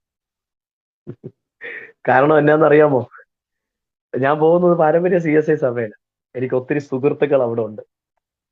ഞാൻ പോകുന്ന ദേശത്തിനകത്ത് ഒരു 500-ഓളം പേരുണ്ട്. ഞാൻ സ്നാനപ്പെട്ടെന്ന് പറഞ്ഞ ഇതിൽ പരം നാണക്കേടിനിയുണ്ടോ? ഇതിൽ കരം നിന്ന് ഇനി കേൾക്കാനുണ്ടോ? അതുകൊണ്ട് എനിക്ക് പരിഹാസം കേൾക്കാൻ ഇച്ചിരി ബുദ്ധിമുട്ടുണ്ടായിരുന്നു. നിന്ന് കേൾക്കാൻ ഇച്ചിരി ബുദ്ധിമുട്ടുണ്ടായിരുന്നു. അതുകൊണ്ട് ആരും അറിയാതെ ഒറ്റയ്ക്ക് പിതാവിന്റെയും പുത്രന്റെയും പരിശുദ്ധാത്മാവിന്റെയും നാമത്തിൽ രാത്രി ആറ്റിൽ പോയി മുങ്ങാൻ ശ്രമിച്ച ഒരാളാണ് ഞാൻ. ആമേൻ, ഹല്ലേലൂയ. പക്ഷെ അല്പനേരം കഴിഞ്ഞപ്പോ ആ ഒരു ടെൻഡൻസി, ആ ഒരു ആ ഒരു ആത്മഫിയർ അല്ലെങ്കിൽ ഭയം എന്നിൽ നിന്ന് അങ്ങ് വിട്ടുമാറി. പിന്നെ ഞാൻ അന്ന് രാത്രി ഒരു തീരുമാനം എടുത്തു, ഇനി ആ ദൈവ മനുഷ്യനോട് ഞാൻ തർക്കിക്കത്തില്ല. താൻ വിളിക്കുന്ന കൂട്ടായ്മയിലൊക്കെ ഞാൻ പതുക്കെ പതുക്കെ പോവാൻ തുടങ്ങി. പിന്നീട് ഞാൻ ആ ദേവദാസനോട് ഇങ്ങനെ പറഞ്ഞു, ദേവദാസനെ, നിങ്ങൾ ഇനി സ്നാനത്തെ കുറിച്ച് എൻ്റെ അടുത്ത് പറയരുത്. കാരണം ഞാൻ ഇനി അതിനെക്കുറിച്ച് തർക്കിക്കുന്നില്ല. ഇനി ദൈവം എനിക്കൊരു ദർശനം തന്നാൽ ഞാൻ സ്നാനം എടുക്കും. ഈ കാര്യങ്ങളൊന്നും ഞാൻ പറഞ്ഞില്ല. എനിക്കിങ്ങനെ വചനം വെളിപ്പെട്ടെന്നോ, നാണക്കേടാണ്. കാരണം പറഞ്ഞാൽ പിന്നെ അറിയാലോ. അപ്പൊ ഇതൊന്നും ഞാൻ ആരടുത്തും പറയാതെ കൊണ്ട് നടക്കുകയാണ്. പിന്നെ ഞാൻ പോകുമ്പോഴൊക്കെ എൻ്റെ ഉള്ളിലുണ്ട്, യഥാർത്ഥ സ്നാനം ജലത്തിൽ ഇറങ്ങിയാണ്, അല്ലാത്തത് സ്നാനമല്ല. പക്ഷെ എനിക്ക് നാണക്കേട് നിമിത്തം, മറ്റുള്ളവരെന്നെ എന്ത് പറയും, എന്ത് ചിന്തിക്കും, കളിയാക്കൽ നിമിത്തം ഞാൻ അതൊക്കെ അങ്ങ് ഉപേക്ഷിക്കുവാൻ ഇടയായി ചെന്നു. പിന്നെ ഞാൻ വചനമൊക്കെ വായിക്കുമെങ്കിലും ഞാൻ അത് ചെയ്യാതെ അതിനെ അങ്ങ് വിട്ടു. പിന്നെ ഞാൻ അമ്മയൊന്നും ഒന്നും പറയാതെ ആയി. പിന്നെ ഞാൻ പതുക്കെ പതുക്കെ ചെറിയതായ ആത്മീയ കൂട്ടായ്മയിലൊക്കെ ഈ ദേവദാസിലൂടെ പോകാനൊക്കെ തുടങ്ങി. മറ്റൊരു ദിവസം രാത്രി ഞാൻ ഇങ്ങനെ പുസ്തകം വായിച്ചുകൊണ്ടിരിക്കുന്ന സമയത്ത് പിന്നെയും പരിശുദ്ധാത്മാവ്, ഇതൊക്കെ ദൈവാത്മാവ് എന്നെ വിളിച്ച സമയങ്ങളാണ്. സത്യത്തിൽ അന്നൊക്കെ ഞാൻ സ്നാനപ്പെട്ടിരുന്നെങ്കിൽ എന്റെ ജീവിതത്തിൽ വലിയ വലിയ അനർത്ഥങ്ങൾ വരാതെ മാറിപ്പോയത്. ആമേൻ, ഹല്ലേലൂയ. പക്ഷേ അന്നത്തെ ദിവസം അത് കഴിഞ്ഞ് മറ്റൊരു ദിവസം ഞാൻ വചനം വായിച്ചുകൊണ്ടിരിക്കുന്ന സമയത്ത് അതേ ലൂക്കോസിന്റെ സുവിശേഷം 7-ാം അധ്യായത്തിൽ നിന്ന് പിന്നെയും ഒരു വചനം എന്റെ ജീവിതത്തിനകത്ത് വെളിപ്പെട്ടു. ഈ 2 ദിവസങ്ങളാണ് എന്റെ ജീവിതത്തിൽ നിർണായകമായ നിമിഷങ്ങൾ. പരിശുദ്ധാത്മാവ് ഇറങ്ങി വന്ന് എന്നെ ഡയറക്റ്റ് വിളിച്ച ദിവസങ്ങളായിരുന്നു ഈ 2 ദിവസങ്ങൾ. പക്ഷെ ഞാൻ ചെവി കൊടുത്തില്ല. ഞാൻ നാണക്കേട് നിമിത്തം ലോകത്തെ നോക്കിയിട്ട് അതൊക്കെ മാറ്റി വെക്കുവാനായിട്ട്. അന്നൊക്കെ ഞാൻ പറയുന്ന ഒരു കാര്യമാണ്, സ്നാനപ്പെട്ടവൻ നേരെ ജീവിക്കട്ടെ, സ്നാനപ്പെട്ടവൻ ആദ്യം ഗുണപ്പെടട്ടെ, അവൻ ആദ്യം നേരെ ജീവിക്കാൻ പറ, അവന്റെ അടുത്ത് സംസാരിക്കാൻ പറ, നേരെ സംസാരിക്കാൻ പറ. ഞാൻ എപ്പോഴും അവരെയും ഇവരെയൊക്കെ നോക്കുന്ന ഒരാളായിരുന്നു. പക്ഷെ എന്നോട് പരിശുദ്ധാത്മാവ് വ്യക്തമായിട്ട് പറഞ്ഞു, അന്ന് എനിക്ക് അറിയത്തില്ല ആത്മാവാണ് പറയുന്നത്, നീ അവരെ നോക്കാതെ നീ സ്നാനപ്പെട്ടിട്ട് അങ്ങനെ ജീവിച്ച് കാണിക്കുക. ബൈബിളും അത് തന്നെയല്ലേ പഠിപ്പിക്കും, നിങ്ങൾ അങ്ങോട്ടും ഇങ്ങോട്ടും നോക്കി വിധിക്കാതെ നിങ്ങൾ ആദ്യം നേരെ ജീവിക്കുക. സത്യം പറഞ്ഞാൽ അങ്ങനെ ജീവിക്കാൻ തുടങ്ങിയാൽ നമ്മുടെ ആത്മീയഗോളം എന്നെ നന്നായാലേ. ഞാൻ കുറ്റം പറയുന്നല്ല കേട്ടോ. ആമേൻ, ഹല്ലേലൂയ. ഒരു കാലഘട്ടത്തിൽ അല്ലെങ്കിൽ ഈ കാലഘട്ടത്തിൽ പലരുടെയും സ്നാനത്തെ തടയുന്ന പലരും ഇന്നും രക്ഷിക്കപ്പെട്ടിട്ട് നേരാമണ്ണം അതിൽ നിലനിൽക്കാത്തവരുണ്ട്. തോന്നുന്നത് പറയുന്ന, ഇഷ്ടം പോലെ പ്രവർത്തിക്കുന്ന, ജാതികൾ പോലും ചെയ്യാത്ത കാര്യങ്ങൾ ചെയ്യുന്ന. ഓക്കെ, അത് പോട്ടെ. എങ്കിലും അവനവന്റെ രക്ഷ അത് അവനവൻ ഏറ്റെടുക്കേണ്ടതാണ്. പക്ഷെ 2-ാമത്തെ ദിവസം രാത്രി ഈ വചനം എന്റെ ജീവിതത്തിൽ പ്രകാശിച്ചു. ആ വചനം ഇങ്ങനെയാണ് പറയുന്നത്, പരീശന്മാരും ചുങ്കക്കാരും ആമേൻ വ്യഭിചാരികളുമൊക്കെ യോഹന്നാന് സ്നാനം എടുത്തതിൽ ദൈവത്തെ മഹത്വീകരിച്ചു. അതിൽ പരീശന്മാരില്ല, ചുങ്കക്കാരും പാപികളുമൊക്കെ യോഹന്നാന്റെ സ്നാനം എടുത്തതിൽ ദൈവത്തെ മഹത്വപ്പെടുത്തി, അല്ലെങ്കിൽ ആ ദൈവത്തിന്റെ ആലോചന അവർ സ്വീകരിച്ചു. പക്ഷേ പരീശന്മാരും ന്യായശാസ്ത്രിമാരും പുരോഹിതന്മാരും ഒക്കെ ദൈവത്തിന്റെ ആലോചനയെ തള്ളിക്കളഞ്ഞു എന്നൊരു പദം ആ പുസ്തകത്തിനകത്ത്, ആ വേദഭാഗത്തിനകത്തുണ്ട്. ലൂക്കോസ് 7, 29, 30. ഇതൊക്കെ ഞാൻ പറയുന്നത് എന്റെ ജീവിതത്തിലുണ്ടായ അനുഭവമായതുകൊണ്ട്. അപ്പോ എനിക്ക് പിന്നെയും ഉറപ്പായി, ഈ വെള്ളത്തിലിറങ്ങിയുള്ള സ്നാനം ഇത് മനുഷ്യന്റെ ആലോചനയല്ല, ഇത് ദൈവത്തിന്റെ ആലോചനയാണ്. യഥാർത്ഥത്തിൽ ഈ ആലോചനയെ ഞാൻ വ്യർത്ഥമാക്കി കളയുകയാണ്. സത്യത്തിൽ അന്ന് രാത്രി എന്നോട് പരിശുദ്ധാത്മാവ് ഇടപെട്ടു. ഞാൻ ബൈബിൾ കൊടുത്തോണ്ട് പിന്നെ എണീറ്റു. പഴയ പരിപാടി തന്നെയാണ്, ഇന്ന് രാത്രി ഞാൻ പോയി മുങ്ങും. ആരും അറിയത്തില്ല, എനിക്ക് സ്വർഗം കിട്ടുമല്ലോ. പിതാവിന്റെ പുത്രന്റെ പരിശുദ്ധാത്മാവിന്റെ നാമത്തിൽ മുങ്ങിയാൽ എന്റെ ഈ സന്ദേശം കേൾക്കുന്ന ആരും ഈ പരിപാടി ചെയ്യാൻ പോകണ്ട. സ്നാനപ്പെടുത്താൻ ഒരു അഭിഷിക്തം വേണം. അല്ലെങ്കിൽ യേശുവിന് സ്വയം മുങ്ങിക്കൂടായിരുന്നു. ഏറ്റവും വലിയ ആളല്ലായിരുന്നു കർത്താവ്. കർത്താവ് എന്തിനാ സ്നാനപ്പെടാൻ വേണ്ടി യോഹന്നാന്റെ അടുക്കൽ പോയെ? യേശുവിനെ യോഹന്നാനെ വെച്ച് കമ്പയർ ചെയ്തപ്പോൾ യോഹന്നാൻ തന്നെ പറഞ്ഞു, നിന്റെ ചെരുപ്പിന്റെ വാറഴിപ്പാൻ ഞാൻ യോഗ്യനല്ല.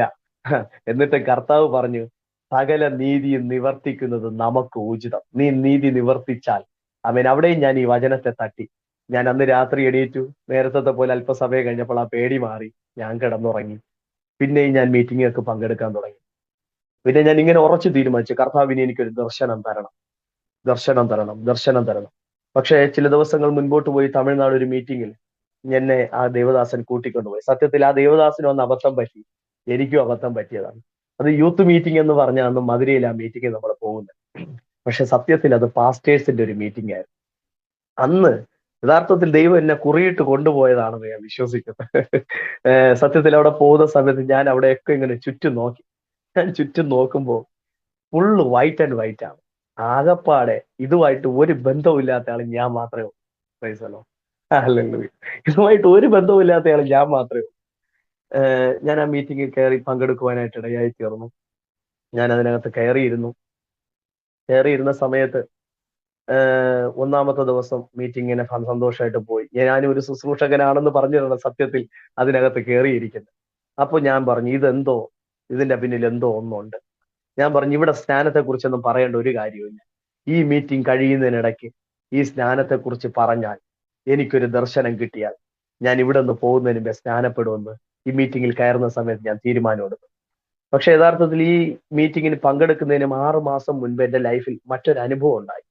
മധുരൈ രാമനാട് എന്ന് പറയുന്ന സ്ഥലത്ത് വെച്ച് ഇതുപോലൊരു പ്രവാചകന്മാരുടെ ഒരു മീറ്റിംഗ്, പാസ്റ്റർ വിൽസൺ സെൽവകുമാർ നടത്തുന്ന ഒരു മീറ്റിംഗിൽ ഞാൻ പങ്കെടുത്തു. യഥാർത്ഥത്തിൽ ഈ അന്യഭാഷയും ആരാധനയും ചുമ്മാ കിടന്ന് ചാടുന്നതും ഇതൊക്കെ കള്ളമെന്നാ ഞാൻ ചിന്തിച്ചുകൊണ്ടിരുന്നത്. ചുമ്മാ ഇങ്ങനെ സൗണ്ട് കൂടുമ്പോഴും അല്ലെങ്കിൽ ചുമ്മാണ്ട് ഇങ്ങനെ ഒരു ഋതത്തിന് വേണ്ടിയിട്ട് അവരിങ്ങനെ ചാടുന്നതൊക്കെ. അന്ന് ഞാൻ CSIയിലൊക്കെ പോകുന്ന സമയത്ത് സ്നാനം എനിക്ക് അത്രത്തോളം ഈ വചനം ഒന്നും വെളിപ്പെടാതിരുന്ന സമയത്ത് ഈ മീറ്റിങ്ങിൽ പോകുമ്പോൾ സത്യത്തിൽ അന്ന് എന്റെ ജീവിതത്തിൽ ഒരു അനുഭവം ഉണ്ടായി. 6 മാസം ഈ സംഭവം നടക്കുന്നതിന് 6 മാസം മുൻപ് ആ മീറ്റിംഗ് നടക്കുന്ന സമയത്ത് കർത്താവിന്റെ അഭിഷേകത്തിന് ആ മീറ്റിംഗിന്റെ അവസാനത്തിൽ ഇങ്ങനെ പറഞ്ഞു, ഇപ്പോൾ ചില അഭിഷേകം പ്രത്യേകിച്ച് പരിശുദ്ധാത്മാവ് എന്നോട് സംസാരിക്കുന്നു. 3 തരത്തിലുള്ള അഭിഷേകം ഇവിടെ വ്യാപരിക്കും. ഒന്ന് രോഗസൗഖ്യത്തിന് വേണ്ടിയിട്ടുള്ളത്, ഒന്ന് സുവിശേഷത്തിന് വേണ്ടിയിട്ടുള്ളത്, ഒന്ന് രക്തസാക്ഷിത്വത്തിന് വേണ്ടിയിട്ടുള്ള 3 അഭിഷേകം ഇവിടെ ചലിക്കും. അപ്പോൾ അതിന് 3 അടയാളങ്ങൾ പറഞ്ഞു. അതിന് രക്തസാക്ഷിത്വത്തിന് വേണ്ടിയുള്ള അടയാളം കർത്താവിന്റെ അഭിഷേകത്തിന് ഇങ്ങനെ ഒരു വെളിച്ചം, ടോർച്ചിലൂടെ ഒരു വെളിച്ചം വന്ന് അടിക്കുന്നത് പോലെ ഒരു വെളിച്ചം ഇങ്ങനെ വന്ന് ചിലരുടെ മുഖത്തടിക്കും. നിങ്ങൾ ഉറപ്പിച്ചോണം, നിങ്ങൾ കർത്താവിന് വേണ്ടി രക്തസാക്ഷികളാവുന്ന വീരന്മാരായ ശുശ്രൂഷകന്മാരായിട്ട് മാറും. അപ്പോ പാസ്റ്റർ ഇത് പറഞ്ഞപ്പോഴേ ഞാൻ അതിനകത്ത് വലിയ മനസ്സോടെ അല്ല ഇരിക്കുന്നത്. ഈ പുള്ളിയെ ബോധ്യപ്പെടുത്താൻ വേണ്ടി ചെന്നിരിക്കുക.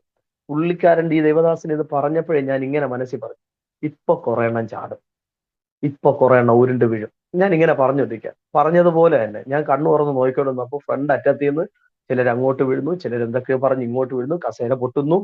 ഞാൻ ഇങ്ങനെ നോക്കിക്കൊണ്ടിരുന്നപ്പോൾ ഞാൻ കണ്ണു തുറന്ന് നിൽക്കുകയാണ്. അന്ന് ഞാൻ അഭിഷേകമൊന്നും പ്രാപിച്ചിട്ടില്ല. ഈ ദേവദാസൻ പറഞ്ഞ ഈ അനുഭവം ഒരു ടോർച്ച് വെളിച്ചം വന്ന് അടിക്കുന്നത് പോലത്തെ ഒരു അനുഭവം എന്റെ ജീവിതത്തിലുണ്ടായി. എന്റെ കണ്ണടഞ്ഞത് ഞാൻ അറിഞ്ഞില്ല. സത്യത്തിൽ ഞാൻ കണ്ണു തുറന്നു നോക്കിയപ്പോൾ ഒരു 3-4 വരി കസേരയ്ക്ക് പുറകിൽ ഞാൻ കിടപ്പുണ്ട്. എന്റെ കൂടെ വന്ന ദേവദാസന്മാരൊക്കെ അവരിരുന്നിടത്ത് തറയിലൊക്കെ കിടപ്പുണ്ട്. ഞാൻ കണ്ണു തുറന്നു നോക്കിയിട്ട് ഞാൻ വിചാരിച്ചു, ഇത് എന്ത് പറ്റി? പുള്ളി പറഞ്ഞത് എനിക്ക് ഓർമ്മയുണ്ട്. അപ്പൊ ഞാൻ ഇങ്ങനെ മനസ്സിൽ ചിന്തിച്ചു. ഞാൻ പെട്ടെന്ന് അവിടെ നിന്ന് തട്ടിക്കുടഞ്ഞ് എണീറ്റ് വന്ന്, ഇവരാരും കണ്ടില്ല ഞാൻ മറിഞ്ഞുപോയി വീണതൊന്നും. ഞാൻ വന്ന് ഇവരുടെ കൂട്ടത്തിൽ നിന്നു. നിന്നതിന് ശേഷം ഞാൻ ഇങ്ങനെ മനസ്സിൽ ചിന്തിച്ചു, യേശുവിനെ കുറിച്ച് ആരോടും പറയാത്ത എന്നെ ആര് കൊല്ലാനാ? ഞാൻ ഇത് ചുമ്മാ എനിക്ക് തോന്നിയതാകുമെന്ന് പറഞ്ഞ് വിട്ടു. അതിന് 6 മാസത്തിന് ശേഷമാണ് ഈ സംഭവം നടക്കുന്നത്. സത്യത്തിൽ അതിന്റെ 2ാമത്തെ ദിവസം കർത്താവിന്റെ അഭിഷേകത്തിൽ ശുശ്രൂഷിക്കുന്ന സമയത്ത് താൻ ഇങ്ങനെ പറഞ്ഞു, ഉണ്മയാണ് സ്നാനം, മുഴുകൽ സ്നാനം താൻ, അല്ലാത്തതെല്ലാം പൊയ്താൻ എന്ന് പറഞ്ഞു. ഇത് പറയുന്ന സമയത്ത് എന്റെ മുൻപിൽ ഒരു വലിയ കാഴ്ച ഞാൻ ഇങ്ങനെ കണ്ടു.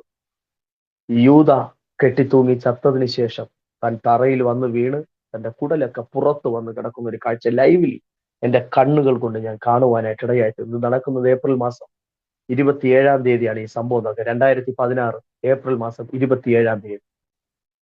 എനിക്ക് അവരും തന്ന നോട്ട്ബുക്കിൽ ഞാൻ എഴുതി, ഇനി അടുത്ത ഒരു ദിവസം കൂടി ആ മീറ്റിംഗ് വന്നു. ഇന്ന് എന്റെ സ്നാന ദിവസമാണ്, ഞാൻ സ്നാനപ്പെടാതെ പോകത്തില്ല.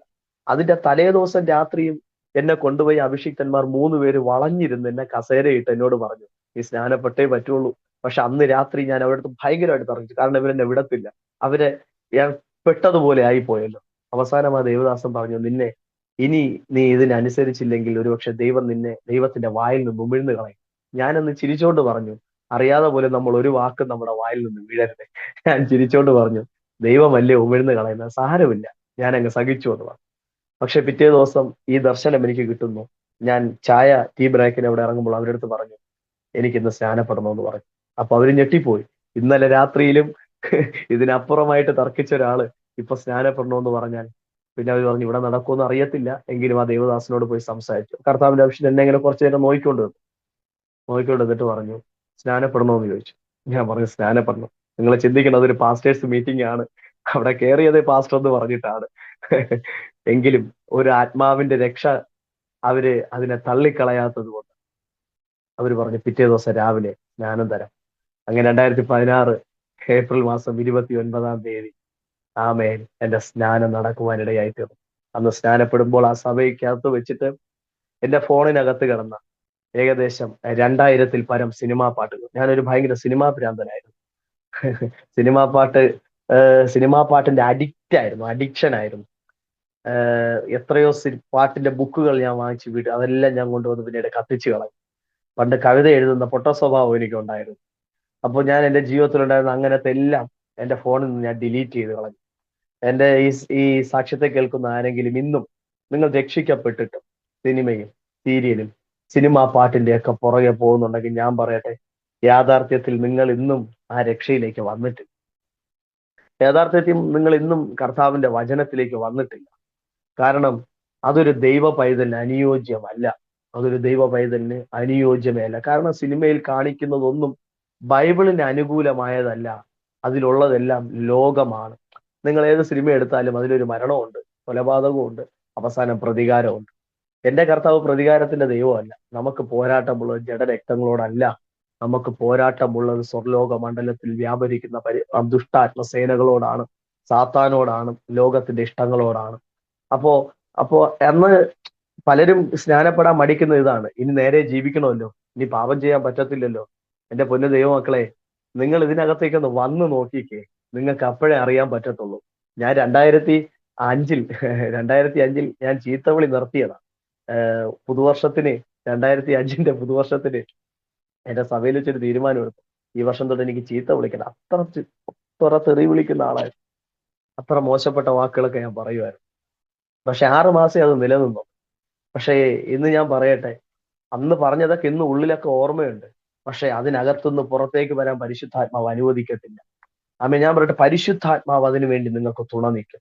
ആമേൻ. പുറത്തുനിന്ന് നോക്കിയാൽ ഇതെങ്ങനെയെന്ന് ചിന്തിക്കും. പക്ഷെ നിങ്ങൾ ഈ രക്ഷയ്ക്കകത്ത് വന്നു നോക്കിക്കേ, നിങ്ങൾ ഈ ക്രിസ്തുവിന്റെ അകത്ത് വന്നു നോക്കി അത് അനുഭവിക്കുന്നത് കൊണ്ടാണ് ഞാൻ പറയുന്നത്. നിങ്ങൾ ഉപയോഗിക്കുന്ന മദ്യപാനമാകാം, പുകവലിയാകാം, ചീത്ത സ്വഭാവങ്ങളാകാം, അനാവശ്യമായി ഫോണ് കാണുന്നവ എന്തോ ആയിക്കോട്ടെ, തെറി വിളിക്കുന്നതാകാം, എന്ത് പാപ സ്വഭാവം ആയിക്കോട്ടെ, നിങ്ങൾ ഒന്ന് കർത്താവിന്റെ അടുക്കൽ വന്നു നോക്കിക്കേ, ഒന്ന് സമർപ്പിച്ച് കൊടുത്തു നോക്കിക്കേ. പിന്നെ നിങ്ങളുടെ ജീവിതത്തെ നിയന്ത്രിക്കുന്നത് പരിശുദ്ധാത്മാവ്. ഞാനത് അനുഭവിക്കുന്നുണ്ടാ പറയുന്നത്, ഞാനത് അനുഭവിച്ചറിയുന്നുണ്ടാ പറയുന്നത്. ഹല്ലേലൂയ. അങ്ങനെ 29-ാം തീയതി എന്റെ സ്നാനമായിരുന്നു.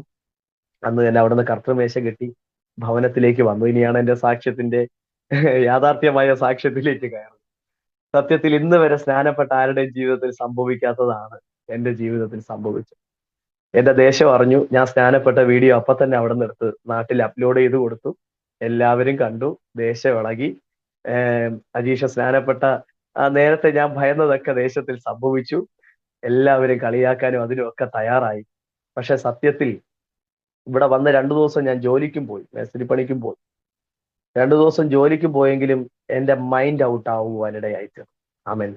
നേരെ പറഞ്ഞാൽ സ്നാനപ്പെട്ടതിന്റെ 3-ാമത്തെ ദിവസം എനിക്ക് ഭ്രാന്തായി, ഞാൻ നാട് വിട്ടു. ഹല്ലേലൂയ. നിങ്ങളൊന്ന് ചിന്തിച്ചു നോക്കിയ, പാരമ്പര്യ സഭയിലായിരുന്ന ഒരു പയ്യൻ സ്നാനപ്പെട്ടു. അതിന്റെ 3-ാമത്തെ ദിവസം തലയ്ക്ക് സുബോധമില്ലാതെ വീട്ടിൽ നിന്ന് മുടി വെട്ടിക്കാൻ പോകുന്നെന്ന് പറഞ്ഞിട്ട് ഇറങ്ങിപ്പോയ ആൾ മെയ് 1-ാം തീയതി 2016. ഞാൻ ഈ ഡേറ്റുകളൊക്കെ പറയുന്നതിന്റെ കാരണം ഇതിനൊക്കെ തെളിവുകളുണ്ട്. എന്നെ കാണാനില്ലാത്തതിൽ നെയ്യാറ്റിൻകര പോലീസ് സ്റ്റേഷനിൽ കൊടുത്ത FIR-ന്റെ കോപ്പിയുണ്ട്. കോടതിയിൽ പോയി അതിന്റെ കാര്യങ്ങളുണ്ട്. ഈ നെയ്യാറ്റിൻകരയിലൊക്കെ എന്നെ കാണാനില്ല എന്ന് പറഞ്ഞ് പോസ്റ്റർ കൊണ്ടുവന്ന് ഒട്ടിക്കുവാനിടയായി തീർന്നു. ഹല്ലേലൂയ. എന്റെ ദേശം ഇളകി. സത്യത്തിൽ എന്റെ അമ്മ പൊക്കൊണ്ടിരിക്കുന്ന ദൈവസഭയിലെ ദേവദാസനാണ് എന്നെ സ്നാനപ്പെടുത്തിയെന്ന് പറഞ്ഞ് ആ സഭയെയും ആ ദേവദാസനെയൊക്കെ അടിക്കാനും ഒക്കെ എന്റെ ദേശത്ത്, സത്യത്തിൽ ആ ദേവദാസനെ ഞാൻ കണ്ടിട്ട് പോലും ഒരു ദിവസം ഞാൻ കണ്ടൊരു ഷേക്ക് ഹാൻഡ് കൊടുത്തു. അല്ലാതെ നമ്മൾ സംസാരിച്ചിട്ടൊന്നുമില്ല. കാരണം ഇത്തരത്തിലുള്ള ആൾക്കാരെയൊന്നും എനിക്ക് വലിയ താല്പര്യമില്ലായിരുന്നു. ആൾക്കാരെ പറയുന്നതാണ് സത്യം. പക്ഷേ ഞാൻ പൂർണ്ണ ഭ്രാന്തനായി നാട് വിട്ടുപോയി. എന്റെ മൊബൈലിനെ ഞാൻ അടിച്ചു പൊട്ടിച്ച് തീയിട്ടു. എന്റെ സർട്ടിഫിക്കറ്റ്, വീട്ടിന്റെ വിലപ്പെട്ട ആധാരം, എന്റെ ആധാർ കാർഡ്, ഞാനുമായിട്ട് ബന്ധപ്പെട്ടുള്ള ഫോട്ടോസ്, ഇതെല്ലാം അടിച്ചു പൊട്ടിച്ച് വാരിയിട്ട് കത്തിച്ച് മെയ് മാസം 1-ാം തീയതി രാവിലെ, 2016 മെയ് 1 രാവിലെ മുടി വെട്ടിക്കാൻ പോകണമെന്ന് പറഞ്ഞിട്ട് ഞാൻ നാട് വിട്ടു പോയി. ഞാൻ എവിടെ പോയെന്ന് അറിയത്തില്ല. മുടി വെട്ടിക്കാൻ പോയി, ഞാൻ തിരിച്ചു വന്നില്ല. എന്നെ ആർക്കും പിടിക്കാൻ പറ്റില്ല. അന്നത്തെ കാര്യത്തിൽ എല്ലാവരും പറയുന്ന, ഞാൻ ഇവിടെ നിൽക്കുന്നത് കാണും, പക്ഷെ നിമിഷ നേരം കൊണ്ട് അപ്രത്യക്ഷമാവുന്നത് പോലെ സഞ്ചരിച്ചു പോകുമെന്നാണ് പറയുന്നത്. വല്ലാത്തൊരു പൈശാചിക മേഖല എന്നെ കയറി പിടിച്ചു. ഞാൻ മൈൻഡ് ഔട്ടായി പോകുവാനിടയായി തീർന്നു. സത്യത്തിൽ എന്റെ വീട് ഒരു മരണ വീട് പോലെയായി. എന്റെ വീട്ടിലേക്ക് എല്ലാ ബന്ധുക്കളും നാട്ടുകാരും ഒക്കെ വരാൻ തുടങ്ങി. എന്റെ ചേട്ടൻ അപ്പോ ചെന്നൈയിലായിരുന്നു. എന്റെ ചേട്ടത്തി അപ്പൊ പ്രഗ്നന്റ് ആണ്. നേരത്തെ ഞാൻ പറഞ്ഞ സാക്ഷ്യത്തിൽ മൂത്ത മകനെ പ്രഗ്നന്റ് ആയി. അന്ന് അതൊരു 7 മാസമോ 6 മാസമോ ആവുന്നുണ്ട് ആ സമയത്ത്. സ്തോത്രം. അപ്പോ ചേട്ടൻ ചെന്നൈയിലാണ്. ചേട്ടനെ വിളിച്ചു പറഞ്ഞു ചേട്ടനൊക്കെ നാട്ടിൽ വന്നു. വളരെ എന്റെ സഹോദരങ്ങൾ, എന്റെ മലഞ്ചാണിയിലുള്ള എന്റെ പഴയ CSI സഭയിലുള്ള എന്റെ സുഹൃത്തുക്കൾ, എന്റെ സഹോദരങ്ങൾ, അവരൊക്കെ റെസ്റ്റ് ഇല്ലാതെ എന്നെ അന്വേഷിക്കാൻ തുടങ്ങി. കാരണം അവരോടൊക്കെ ഞാൻ അത്രത്തോളം ക്ലോസ് ആയിട്ടാണ് ജീവിച്ചിരുന്നത്. അവരെ സ്വന്തം കയ്യിലെ കാശ് മുടക്കി പെട്രോൾ അടിച്ച് എന്റെ അമ്മയോടൊപ്പം ആഹാരം പോലും കഴിക്കാതിരുന്ന ആന്റിമാര് അന്നും ഉണ്ടായിരുന്നു. അവരുടെ മക്കളൊക്കെ എന്നെ തേടി നടക്കുവാൻ. എന്റെ വീട് സത്യത്തിൽ മരണ വീട് പോലെയായി. കരിങ്കൊടി മാത്രം കെട്ടിയിരുന്നേ ഉള്ളൂ. നാട്ടിലെ ആൾക്കാരെല്ലാം എന്റെ വീട്ടിനകത്തുണ്ട്. ചിലരൊക്കെ വന്ന് എന്റെ അമ്മയോട് പറഞ്ഞു, ഒരാൾ പോയെങ്കിൽ പോട്ടെ, ഇനി ഒരു മോനുണ്ടല്ലോ, നീ ആശ്വസിക്കും, സമാധാനപ്പെടും. പലരും പറഞ്ഞു, നിന്റെ പ്രാർത്ഥനയാണ് നിന്റെ മോനെ ഇങ്ങനെ ഭ്രാന്തനാക്കിയത്, നീയാണ് നിന്റെ മോനെ ഭ്രാന്തനാക്കിയത് എന്നൊക്കെ പറഞ്ഞു. സത്യത്തിൽ ഈ സാക്ഷ്യം കേൾക്കുമ്പോൾ നിങ്ങൾക്ക് തോന്നും, അയ്യോ എന്താ വിശുദ്ധനെ ഇങ്ങനെ സംഭവിച്ചേ, എന്താ ബ്രദറെ എങ്ങനെ സംഭവിച്ചേ? വേറൊന്നുമല്ല, ഞാൻ ആദ്യം പറഞ്ഞില്ലേ, കർത്താവ് പല രാത്രിയിൽ ഇറങ്ങി വന്ന് പറഞ്ഞു, മക്കളെ വാടാന്ന് പറഞ്ഞു. സത്യത്തിൽ ഞാൻ എതിർത്തത് ദൈവത്തിന്റെ വചനത്തോടായി, ഞാൻ എതിർത്തത് ദൈവത്തിന്റെ കൽപ്പനയോടായിരുന്നു. ഈ സന്ദേശം കേൾക്കുമ്പോൾ ജ്ഞാനത്തോടും ആത്മീക കൂട്ടായ്മകളോടും ഒരു ദൈവ പൈതലിനോടും എതിർക്കുന്ന ആരെങ്കിലും എന്റെ ശബ്ദം കേൾക്കുന്നുണ്ടെങ്കിൽ ഞാൻ നിങ്ങളോട് പറയട്ടെ, നിങ്ങൾ കളിക്കുന്നത് ദൈവത്തോടല്ല. ഈ ബൈബിളിലെ ഒരു വാക്യത്തിനെതിരെയെങ്കിലും നിങ്ങൾ നിൽക്കുന്നുണ്ടെങ്കിൽ, ദൈവദാസന്മാർ പറയുന്ന ഒരു വാക്കിനെതിരെയെങ്കിലും നിങ്ങൾ നിൽക്കുന്നുണ്ടെങ്കിൽ, നിങ്ങൾ എതിർക്കുന്നത് സ്വർഗത്തോടാണ്. ജ്ഞാനം ദൈവത്തിന്റെ ആലോചനയാണ്, അത് സ്വർഗത്തിലെ ആലോചനയാണ്. യോഹന്നാൻ പറയുന്നു, സ്നാനപ്പെടുത്താൻ എന്നോട് കൽപ്പിച്ചവൻ എന്നോട് പറഞ്ഞു, ആരുടെ മേൽ പരിശുദ്ധാത്മാവ് വരുന്നുവോ അവനാണ് ദൈവത്തിന്റെ പുത്രൻ. ആമേൻ. അപ്പോ ഈ ബൈബിളിൽ പറയുന്ന ഈ സ്നാനം, അത് ഉലകത്തിന്റെ അല്ലെങ്കിൽ ലോകത്തിൽ ഓരോ മനുഷ്യന്റെയും പാപത്തെ കഴുകിക്കളഞ്ഞ് അവനെ ക്രിസ്തുവിലാക്കുന്ന, സാത്താന്യ രാജ്യത്തിനകത്ത് നിന്ന് അവനെ ദൈവത്തിലാക്കുന്നതാണ്. പക്ഷെ പിശാച് അതിനെ ഇത്രത്തോളം മൂടി വെക്കുമ്പോൾ, എന്റെ ഈ സന്ദേശം കേൾക്കുന്ന നിങ്ങളോട് ഞാൻ പറയട്ടെ, നിങ്ങൾ എന്തിനെതിരായിട്ട് നിന്നാലും ഞാൻ തൊഴുകയോടെ പറയാം, നിങ്ങൾ സ്നാനത്തിനെതിരെ നിൽക്കരുത്. നിങ്ങൾ സ്നാനപ്പെട്ടില്ലെങ്കിൽ എനിക്ക് സാരമില്ല, എനിക്ക് വിഷയമല്ല. പക്ഷെ എന്റെ ജീവിതത്തിലുണ്ടായ അനുഭവങ്ങൾ വെച്ചിട്ട് ഞാൻ പറയാം, നിങ്ങൾ എതിർക്കരുത്. സ്നാനപ്പെടുന്നവരെ എതിർക്കരുത്. നിങ്ങളുടെ കുടുംബത്തിനകത്തുനിന്ന് ഒരു വ്യക്തി ഈ രക്ഷ അനുഭവിച്ചറിഞ്ഞു സ്നാനപ്പെടാൻ പോകുന്നു, നിങ്ങളുടെ അപ്പൻ, അമ്മ, മകൾ, ആരോ ആയിക്കോട്ടെ, മോൻ, ആരോ ആയിക്കോട്ടെ, അവന്റെ അകത്ത് എനിക്ക് സ്നാനപ്പെടണമെന്നൊരു ചിന്ത ഉണ്ടായാൽ നിങ്ങൾ തടസ്സം നിൽക്കരുത്. നിങ്ങൾ വില കൊടുക്കേണ്ടി വരും, നിങ്ങൾ കണക്ക് പറയേണ്ടി വരും. അത് ഏറ്റവും കൂടുതൽ അനുഭവിച്ചറിഞ്ഞ ഒരു വ്യക്തിയാണ് ഞാൻ. ഹല്ലേലൂയ. പക്ഷെ 2 തവണ കർത്താവ് എന്നോട് പറഞ്ഞിട്ടും ഞാനത് കേട്ടില്ല. പക്ഷെ പിന്നത്തേതിൽ ദൈവം ഞാൻ പറഞ്ഞതുപോലെ എനിക്ക് ദർശനം തന്നു. പക്ഷെ ചില നിമിഷത്തേക്ക് കർത്താവ് എന്നെ സാത്താന്റെ കരത്തിൽ കൊടുത്തു എന്ന് ഞാൻ വിശ്വസിക്കുന്നു. ആമേൻ. ഹല്ലേലൂയ. ഒരുപക്ഷെ നിങ്ങൾ ചിന്തിക്കും, അയ്യോ അങ്ങനെ കൊടുക്കേണ്ട ആവശ്യമുണ്ട് ദൈവമക്കളെ. ഒരാളെ എങ്ങനെ കൊണ്ടുവന്നാലേ ആ വ്യക്തി നിലനിൽക്കുമെന്ന് ദൈവത്തിന് അറിയാം. ആമേൻ. ഇതിലൂടെ അല്ലായിരുന്നെങ്കിൽ ഒരുപക്ഷെ ഇതിനു മുമ്പേ ഞാൻ ഇത് വിട്ടിട്ട് പോയാൽ.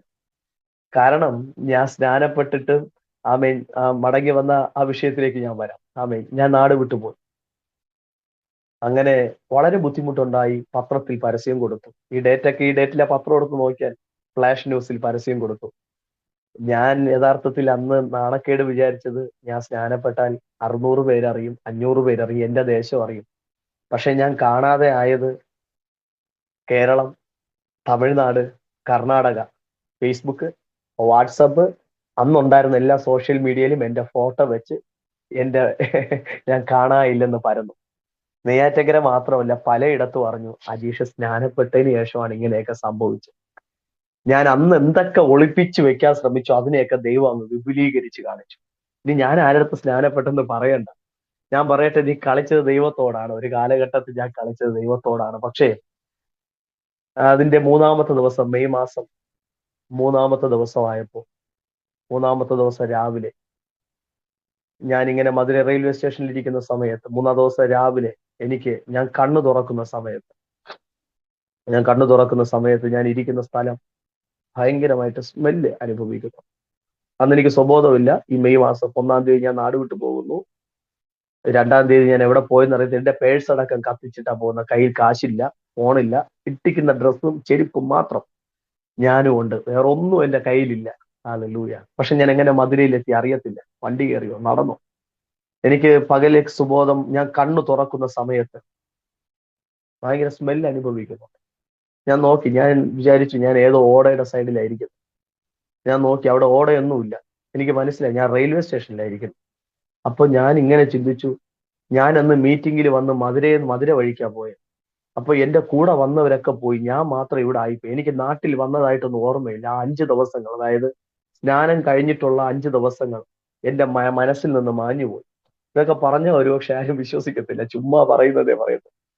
പക്ഷെ എനിക്കറിയത്തില്ല, എന്റെ അനുഭവം എനിക്ക് പറഞ്ഞല്ലേ പറ്റുന്നു.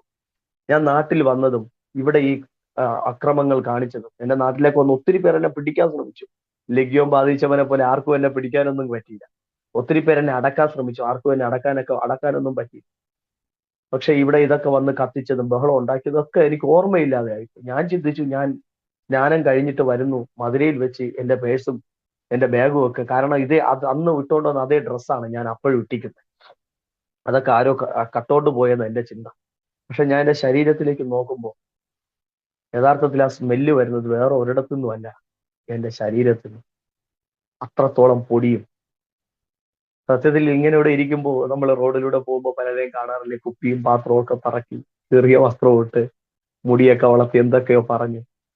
സത്യത്തിൽ അതുപോലൊരു വ്യക്തിയായിട്ട് നടക്കേണ്ട ആളാണ് അമ്മേ. അങ്ങനെയുള്ള പലരെയും കാണുമ്പോൾ എന്റെ കണ്ടു നിറയാറുണ്ട്.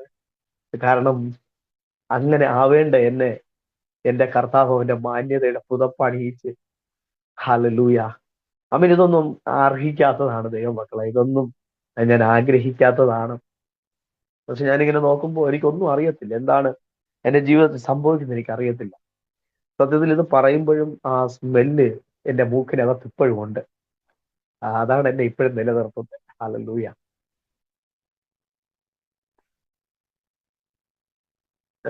എവിടെയൊക്കെ പോയി നിന്നാലും എനിക്ക് പറയാൻ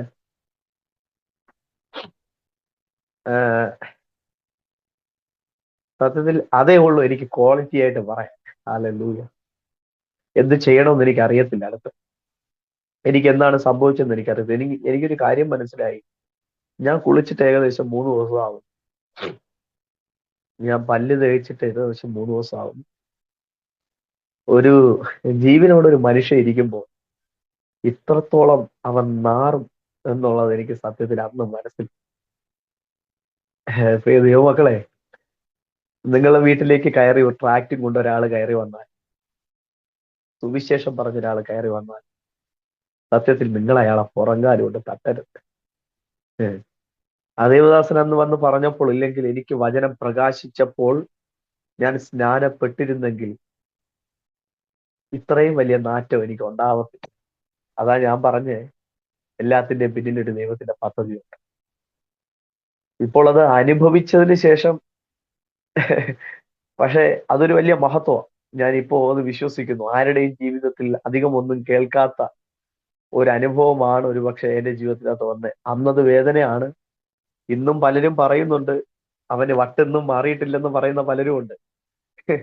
പക്ഷെ എങ്കിലും ബൈബിൾ പറയുന്നത് ഇസ്രായേലിന്റെ ആത്മപൂർണ്ണൻ അവനെപ്പോഴും ഭ്രാന്തനാണ്. ഹല്ലേലൂയ.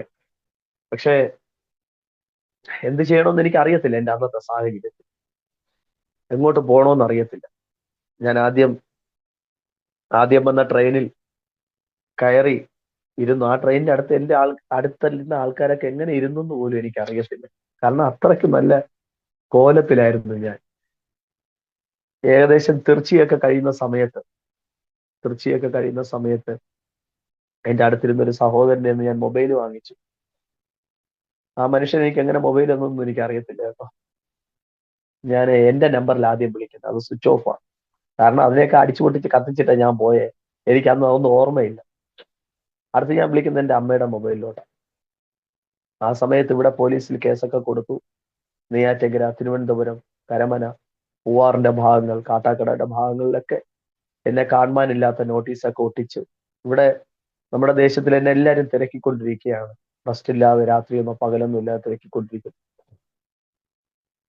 പോലീസുകാർ ഇടയ്ക്കിടയ്ക്ക് വിളിച്ചു ചോദിക്കും വന്നോ, അവരും അന്വേഷിക്കുന്നുണ്ട്. ഏകദേശം 2 മണിയോട് അടുക്കുന്ന സമയത്ത് ഞാനിങ്ങനെ വിളിച്ചു പറഞ്ഞു, അമ്മ ഞാന് ചേട്ടന്റെ അടുക്കൽ ചെന്നൈയിലോട്ട് പോവുകയാണ്. എനിക്ക് എന്താണ് സംഭവിച്ചതെന്ന് അറിയത്തില്ല. ചേട്ടനോട് റെയിൽവേ സ്റ്റേഷനിൽ വന്ന് നിൽക്കാൻ പറയണം. എന്റെ കയ്യിൽ കാശൊന്നുമില്ല. വേറൊന്നും ഞാൻ പറയുന്നില്ല. അപ്പോഴെനിക്ക് അത്രയും പറയാനുള്ള മാനസികാവസ്ഥയുള്ളൂ. അല്ലാണ്ടൊരവസ്ഥയിലാണ് ഞാൻ ഇരിക്കുന്നത്. ഞാൻ അത് പറഞ്ഞു ഫോൺ കട്ട് ചെയ്തു. സത്യത്തിൽ അന്ന് വീട്ടിലുണ്ടായിരുന്ന ഫോൺ ഡിസ്പ്ലേ ഇല്ലാത്തൊരു ഫോണായിരുന്നു. ഇതിലോട്ട് തിരിച്ചു വിളിക്കാനും എടുക്കാനും ഒന്നും പറ്റാത്തൊരു സാഹചര്യമായി. സത്യത്തിൽ അന്നേരം ഞാനാണ് വിളിച്ചതെന്ന് ഉറപ്പിക്കാൻ അമ്മയ്ക്കൊരു കാര്യം മാത്രമേ ഉണ്ടായിരുന്നുള്ളൂ. എനിക്ക് ചെറുപ്പം മുതലേ വിക്ക് എന്ന് പറയുന്ന ഒരു വിഷയമുണ്ട് എന്റെ ജീവിതം. വിക്കുണ്ട്. പക്ഷെ ഇത്രയും നേരം ഞാൻ പറഞ്ഞിട്ടും ഒരിക്കലും വിക്കില്ല. സത്യത്തിൽ ഞാൻ എവിടെയൊക്കെ വർഷിപ്പ് ചെയ്യാൻ നിന്നാലും എവിടെയൊക്കെ കർത്താവിനെ ഉയർത്താൻ നിന്നാലും ഈ വിക്ക് എന്റെ ജീവിതത്തിനകത്ത് വരത്തില്ല. നിന്റെ ബലഹീനതയിൽ തികഞ്ഞു വരുന്ന ഒരു ദൈവത്തിന്റെ ശക്തിയുണ്ട്. അത് പൗലോസിന് കൊടുത്ത പോലെ ചിലപ്പോൾ ഒരു ശൂലമായിരിക്കാം കർത്താവ് എനിക്ക് തന്നിരിക്കുന്നത്. പക്ഷെ ഇന്ന് വരയ്ക്ക് ഒരിടത്തും പല സ്ഥലങ്ങളിലും കർത്താവിനെ സുവിശേഷീകരിക്കാനും അല്ലാതെയൊക്കെ ഞാൻ നിന്നിട്ടുണ്ട്. പക്ഷെ ഒരിടത്തും വിക്കി സംസാരിക്കാൻ കർത്താവ് എന്നെ അനുവദിച്ചിട്ടില്ല. പക്ഷെ പേഴ്സണലി ഇപ്പോ ആന്റിയോടോ നിങ്ങളോട് ആരുടെങ്കിലും ഒക്കെ ഞാൻ മൊബൈലിലൊക്കെ സംസാരിക്കുമ്പോൾ ചിലപ്പോൾ ഞാൻ വിൽക്കാറുണ്ട്. ഹാലല്ല, ഇപ്പോഴും ആ വിക്ക് എന്റെ ജീവിതത്തിലുണ്ട്. പക്ഷെ ശുശ്രൂഷിക്കുന്ന സമയത്ത് അതില്ല. അത് അപ്പന്റെ കൃപയാണ്. എനിക്ക് പുകഴാനൊന്നുമില്ല, എല്ലാം അപ്പന്റെ കൃപയാണ്. അപ്പൊ അമ്മ പറഞ്ഞു ഇല്ല. അമ്മയുടെ അടുത്തിരുന്ന ഒരു ആന്റി കൂടി വിളിച്ചു ചോദിച്ചു. അമ്മ വല്ലാത്തൊരു മാനസികാവസ്ഥയിലായിരിക്കുന്നത്. ആന്റി വിളിച്ച കോള് സംസാരിച്ചപ്പോ ഞാൻ വേറൊന്നും പറയുന്നില്ല, അത്രയും പറഞ്ഞ് ഞാൻ കട്ട് ചെയ്തു. അപ്പൊ ആന്റി പറഞ്ഞു, ആ ഇത് കഴിഞ്ഞു, ആ അവൻ തന്നെയാണ്, അവൻ വിക്കി സംസാരിച്ച് ഞാൻ കേട്ടു എന്ന് പറഞ്ഞു. സത്യത്തിൽ ഞാൻ ചെന്നൈയിലോട്ട് പോയി ഇറങ്ങി. എന്റെ ജ്യേഷ്ഠനും മാമനും ഒക്കെ നാട്ടിലായിരുന്നു. അവർ ചെന്നൈയിൽ വന്നു. അവർ അന്നത്തെ രാത്രിയുള്ള വൈകിട്ടത്തെ ഫ്ലാഷ് പത്രവും കൊണ്ടാണ് വരുന്നത്. അതിനകത്ത് എന്റെ ഫോട്ടോ ഉണ്ട്. കാണാനില്ല എന്ന് പറഞ്ഞു. അപ്പോഴാണ് ഞാൻ തിരിച്ചറിയുന്നത് ഞാൻ നാട്ടിൽ പോയി എന്നും ഇങ്ങനെയൊക്കെ സംഭവിച്ചു എന്നും എന്റെ ജീവിതത്തിൽ ഇങ്ങനെയൊക്കെ വെളിപ്പെട്ടു എന്നും. നേരെ തിരിച്ച് അവിടെ നിന്ന് നാട്ടിലേക്ക് പിന്നെ മടക്കി കൊണ്ടുവന്നു. കോടതിയിൽ പോയി എന്റെ വിഷയങ്ങളൊക്കെ പരിഹരിച്ചു. പക്ഷെ എന്റെ നാട്ടിൽ എല്ലാവരും പറഞ്ഞു, അനവധി പേര് പറഞ്ഞു, അജീഷ് വന്നതൊക്കെ ശരിയാ, പക്ഷെ അവൻ ഇനിയുള്ളവന്റെ ജീവിതം ഏതെങ്കിലും ഭ്രാന്താശുപത്രിയിലായിരിക്കും. ബോധമില്ലാതെ പോയതല്ലേ, ഇനി അവന് നല്ല കുടുംബമൊന്നും കിട്ടത്തില്ല.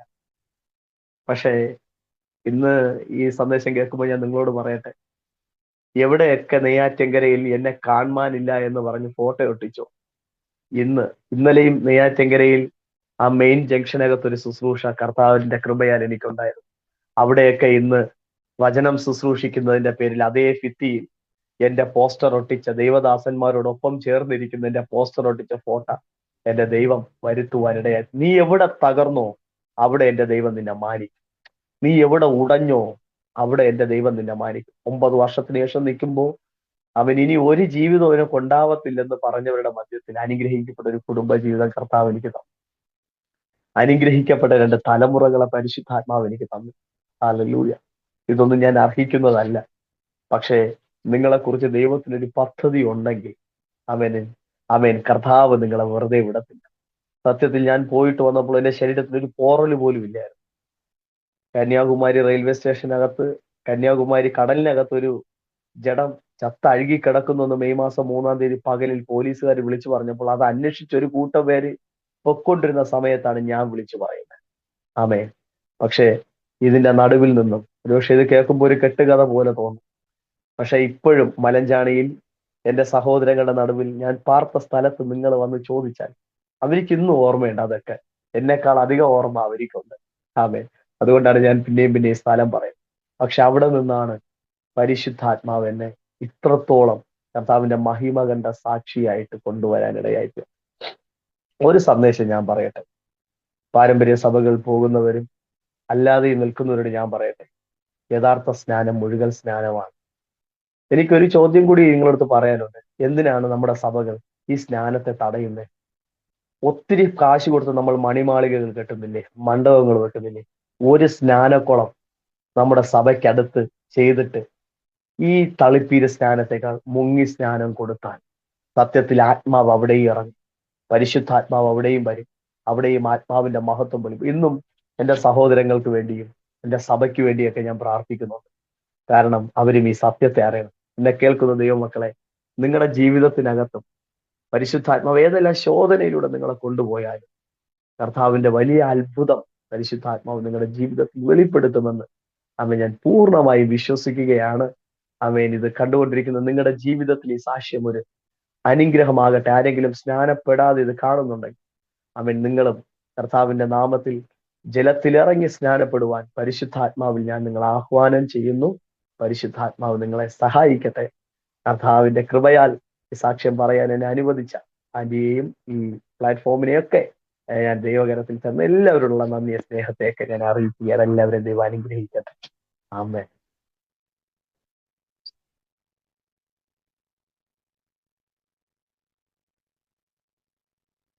തുടർന്നു. അങ്ങനെ എൻ്റെ വിവാഹ ജീവിതം കഴിഞ്ഞു. 2018 വളരെ അനുഗ്രഹീതമായ ഒരു കുടുംബ ജീവിതത്തെ പരിശുദ്ധാത്മാവിലേക്ക് തന്നു. യഥാർത്ഥത്തിൽ അവിടെ പോയി നമ്മുടെ ശുശ്രൂഷയുടെ കാലഘട്ടങ്ങൾ അല്പാൽപമായി കർത്താവിന് വേണ്ടിയൊക്കെ ദേശങ്ങളിൽ പോയി പാടുവാനും വചനമൊക്കെ പറയുവാനും ഒക്കെ പരിശുദ്ധാത്മാവ് ആ ദിവസങ്ങളിലൊക്കെ കൃപ തന്നു. ഒരു തക്ക തുണയെ പരിശുദ്ധാത്മാവിന്റെ ജീവിതത്തിൽ തരുവാനായിട്ട് ഇടയായി തീർന്നു. എൻ്റെ വൈഫ് ഒരു ഫാർമസിസ്റ്റ് ആണ്.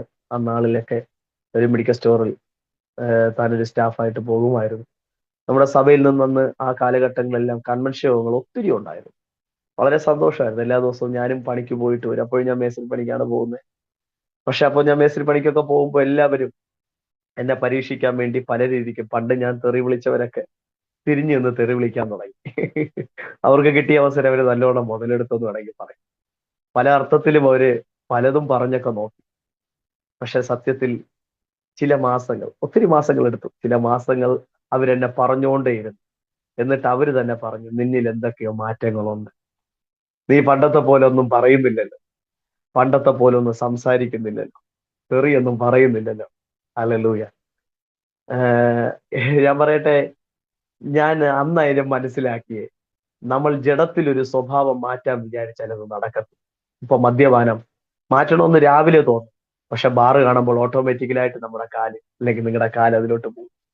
പലതും മാറ്റണമെന്ന് തോന്നും, പക്ഷെ അറിയാതെ. പക്ഷെ അതിന് തുണ നിൽക്കുന്ന ഒരു പരിശുദ്ധാത്മാവ് ഉണ്ടെന്ന് പിന്നത്തേത് ഞാൻ തിരിച്ചറിഞ്ഞു.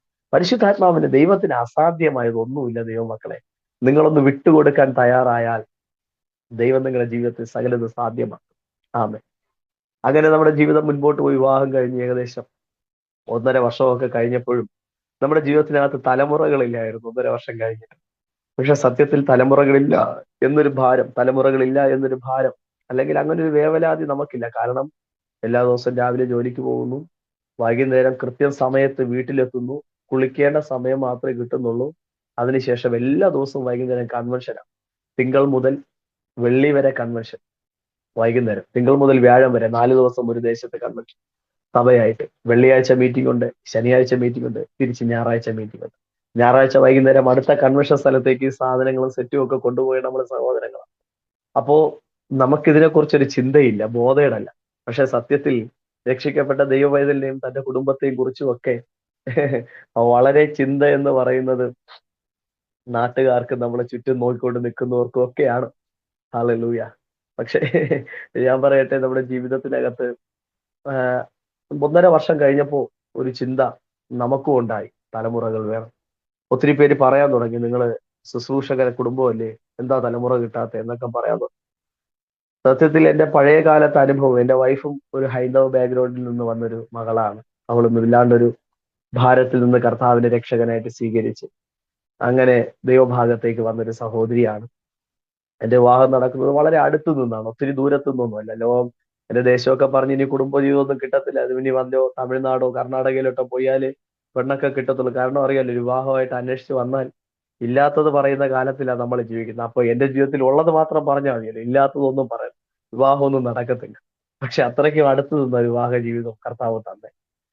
അപ്പോ അപ്പോ നമുക്കൊരു കാര്യം ഉറപ്പുണ്ട്. കാരണം എന്റെ ജീവിതത്തിൽ എന്നെ തിരിച്ചു കൊണ്ടുവരുന്നതിന്റെ പിന്നിൽ ഏറ്റവും വലിയ പങ്ക് വഹിച്ചത് എന്റെ അമ്മയുടെ പ്രാർത്ഥനയാണ്. ഹല്ലേലൂയ.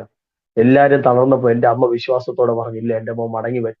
അമ്മ വിശ്വാസത്തോടെ പ്രാർത്ഥിച്ചു. അന്നൊക്കെ അമ്മ വെറും 6 മാസേ ആയിട്ടുള്ളൂ ആ ദൈവസഭയിൽ പോയിട്ട്. അവിടുത്തെ ദൈവദാസനും അഭിഷിക്തന്മാരും ഒക്കെ വന്ന് ആ മെയ് മാസം 3-ാം തീയതി ഞാൻ ഈ വിളിച്ച അവരൊന്നും അറിഞ്ഞില്ല ഞാനാണ് വിളിച്ചത്. അന്നൊന്നും പുറത്തു പറഞ്ഞില്ല. പക്ഷെ അന്ന് വൈകിട്ട് വളരെ പ്രശ്നം നിലനിന്നപ്പോൾ എന്റെ വീട്ടിൽ വന്ന് ആ സഭയായി അവരൊരുമിച്ച് അഭിഷിക്തന്മാർ പ്രാർത്ഥിക്കാനായി പ്രാർത്ഥിക്കുവാനിടയായി തീർന്നു. സത്യത്തിൽ ആ പ്രാർത്ഥനയുടെ മധ്യത്തിലാണ് ഹല്ലേലൂയ കർത്താവിന്റെ വലിയ കൃപ നമ്മുടെ ജീവിതത്തിനകത്ത് വെളിപ്പെട്ടു. പക്ഷേ ഞാൻ എന്റെ വൈഫിനോട് പറഞ്ഞു, നമുക്ക് കർത്താവ് ഒരു തലമുറയെ തരും, നമുക്ക് പ്രാർത്ഥിക്കാം. ആമേൻ. കാരണം വിശ്വാസത്തോടു കൂടെ പ്രാർത്ഥിച്ചില്ല, യേശോപ്പൻ അത്ഭുതം ചെയ്തു. നമ്മളെ രണ്ടുപേരുടെ ജീവിതത്തിൽ കർത്താവ് വലിയ അത്ഭുതങ്ങളെ ചെയ്തു. ആമേൻ. ഹല്ലേലൂയ. അങ്ങനെ നമ്മൾ പ്രാർത്ഥിക്കാൻ തുടങ്ങി. പ്രാർത്ഥിച്ചു. പക്ഷെ അന്നൊരു തീരുമാനം, 2020 ഒരു തീരുമാനം, ഞാൻ എന്റെ വൈഫിനെയും കൊണ്ട് ജോലി സ്ഥലത്തേക്ക് വിടാൻ പോകുമ്പോൾ ഞാൻ എന്റെ വൈഫിനോട് ഇങ്ങനെ പറഞ്ഞു, നമുക്കൊരു കാര്യം ചെയ്യാം, 2 കുഞ്ഞുങ്ങൾക്ക് പേരിടാം. അവൻ എന്ന് പറഞ്ഞ ആ വാഹനയാത്രയിൽ വെച്ച് അന്ന് പരിശുദ്ധാത്മാവ് തന്ന 2 പേരുകൾ ഞാൻ നമ്മുടെ തലമുറയ്ക്ക് കാണാതെ വിശ്വാസത്താൽ ഇട്ടു. മോൾക്ക് ഫെബിയ എന്നും മോന് ഫെബിൻ എന്നും പേരിട്ടു. എന്നിട്ട് ഞാൻ പറഞ്ഞു, ഇന്ന് വൈകുന്നേരം ജോലി കഴിഞ്ഞ് ഇറങ്ങുമ്പോൾ നമുക്ക് കടയിൽ പോകണം, ചെന്ന് 2 ഡ്രസ്സ് വാങ്ങിക്കണം, മോനും മോക്കുള്ള ഡ്രസ്സ് വാങ്ങിക്കണം. വിശ്വാസത്തോടെ, വിശ്വാസമില്ല പ്രാർത്ഥന, വിശ്വാസത്തോടെ നമുക്ക് പ്രാർത്ഥിക്കാം. ആമേൻ. പ്രവൃത്തിയില്ലാത്ത വിശ്വാസം നിർജീവം എന്നല്ലേ ബൈബിൾ പഠിപ്പിക്കും. നമ്മുടെ പ്രാർത്ഥനയുടെ തലങ്ങൾ മാറ്റി. സത്യത്തിൽ അന്നോട്ടാ നമ്മൾ പ്രാർത്ഥിക്കാൻ തുടങ്ങി. അങ്ങനെ വൈകുന്നേരം നമ്മൾ ഒരു മെഡിക്കൽ സ്റ്റോറിൽ നിന്ന് എന്റെ വൈഫ് ഇറങ്ങി നേരെ ഒരു ടെക്സ്റ്റൈൽസിൽ പോയി.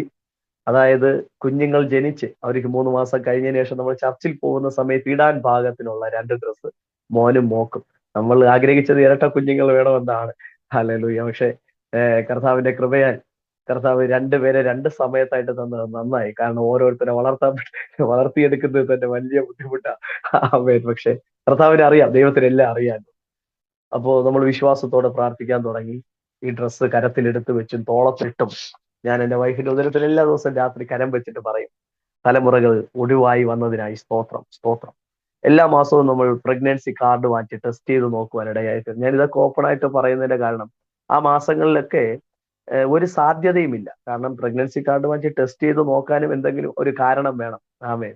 സ്ത്രീകൾക്കുള്ള പദവൊന്നും സംഭവിക്കാതിരിക്കും. പക്ഷെ ഇതൊക്കെ കൃത്യമായിട്ട് നടക്കുന്നുണ്ടെങ്കിലും വിശ്വാസത്തോടെ നമ്മൾ അത് വാങ്ങിച്ച് ടെസ്റ്റ് ചെയ്ത് നോക്കും. പക്ഷെ ഒന്നും കാണത്തില്ല. ആമേൻ. നിഷ്ഫലമാകുന്നു കാര്യങ്ങളൊക്കെ. പക്ഷെ പ്രാർത്ഥന മുൻപോട്ട് പോയി. ചില മാസങ്ങൾ കഴിഞ്ഞു. 6-ാമത്തെ മാസം 2020 ഓഗസ്റ്റ് മാസം കഴിയുന്ന സമയത്ത് നമ്മൾ ഈ പ്രഗ്നൻസി കാർഡ് വാങ്ങിച്ച് ടെസ്റ്റ് ചെയ്ത് നോക്കിയപ്പോൾ അതിനകത്ത് 2 ലൈൻ വീണു. സത്യത്തിൽ അന്നും സാഹചര്യങ്ങളൊക്കെ അനുകൂലമല്ല, പ്രതികൂലമല്ല. പക്ഷെ പിറ്റേ ദിവസം രാവിലെ എഴുച്ച് നോക്കുമ്പോൾ വീണ വര മാഞ്ഞുപോയി. അങ്ങനെ 2 മാസം മുൻപോട്ട് പോയി. 3-ാമത്തെ മാസം, അതായത് ഓഗസ്റ്റ് കഴിഞ്ഞ മാസങ്ങളിൽ കർത്താവ് എന്റെ വൈഫിന്റെ ജീവിതത്തിനകത്ത് അത്ഭുതം പ്രവർത്തിക്കുവാനിടയായി. നമ്മൾ വിശ്വാസത്താൽ പ്രാർത്ഥിച്ചത് ഉദരത്തിനകത്ത് ഉരുവാകുവാനിടയായി തീർന്നു. ഹല്ലേലൂയ.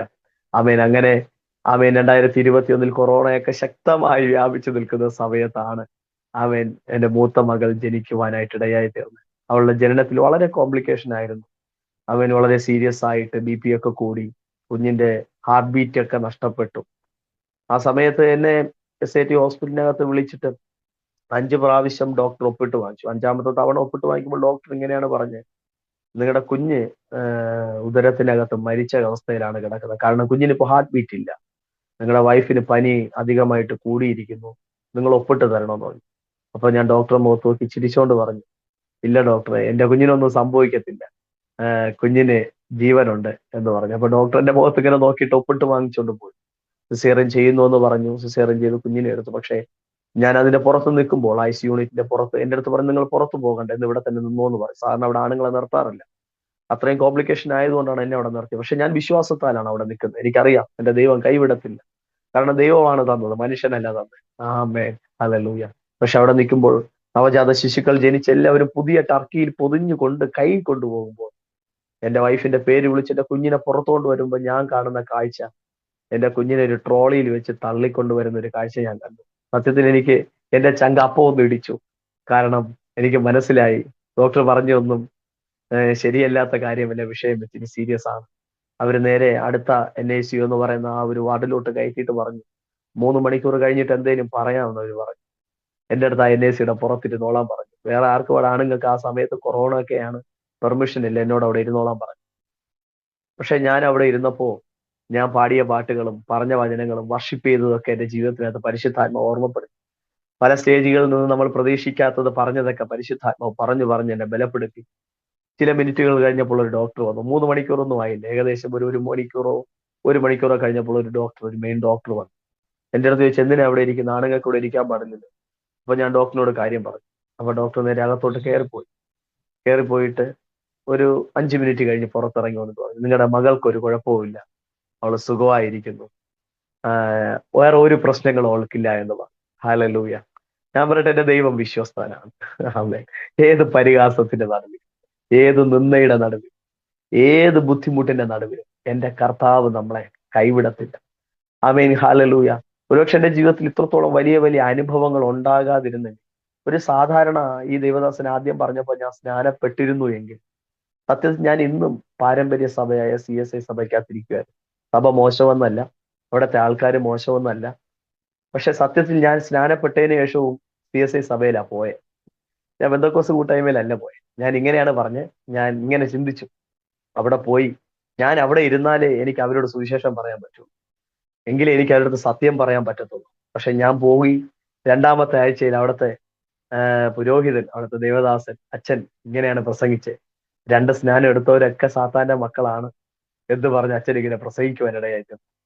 സത്യത്തിൽ അന്ന് അവിടെ ഇരിക്കുമ്പോൾ കർത്താവിന്റെ അകത്ത് തന്നൊരു വചനം ഇങ്ങനെയാണ്: ദുഷ്ടന്മാരുടെ ആലോചന പ്രകാരം നടക്കാതെയും പാപികളുടെ വഴിയിൽ നിൽക്കാതെയും പരിഹാസികളുടെ ഇരിപ്പിടത്തിൽ ഇരിക്കാതെയും ചെയ്യുന്നത്.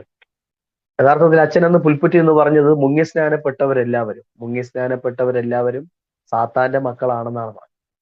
അപ്പോ പരിഹാസി, അതായത് 1-ാം സങ്കീർത്തനം 1:1 പറയുന്നത് CSIയിലുള്ളവരും മറ്റ് സഭകളിലുള്ളവരെല്ലാം ദുഷ്ടന്മാരെന്നല്ല, അവരെല്ലാം പാപികളെന്നല്ല. ആ 2 വാക്യമല്ല, നിങ്ങൾ തെറ്റിദ്ധരിക്കരുത്. അതിന്റെ 3-ാമത്തെ വാക്യം, പരിഹാസികളുടെ ഇരിപ്പിടത്തിൽ ഇരിക്കരുത്. ആരെ പരിഹസിക്കുന്ന? ദൈവത്തെ പരിഹസിക്കുന്ന, ദൈവിക കൽപ്പനയെ പരിഹസിക്കുന്നു.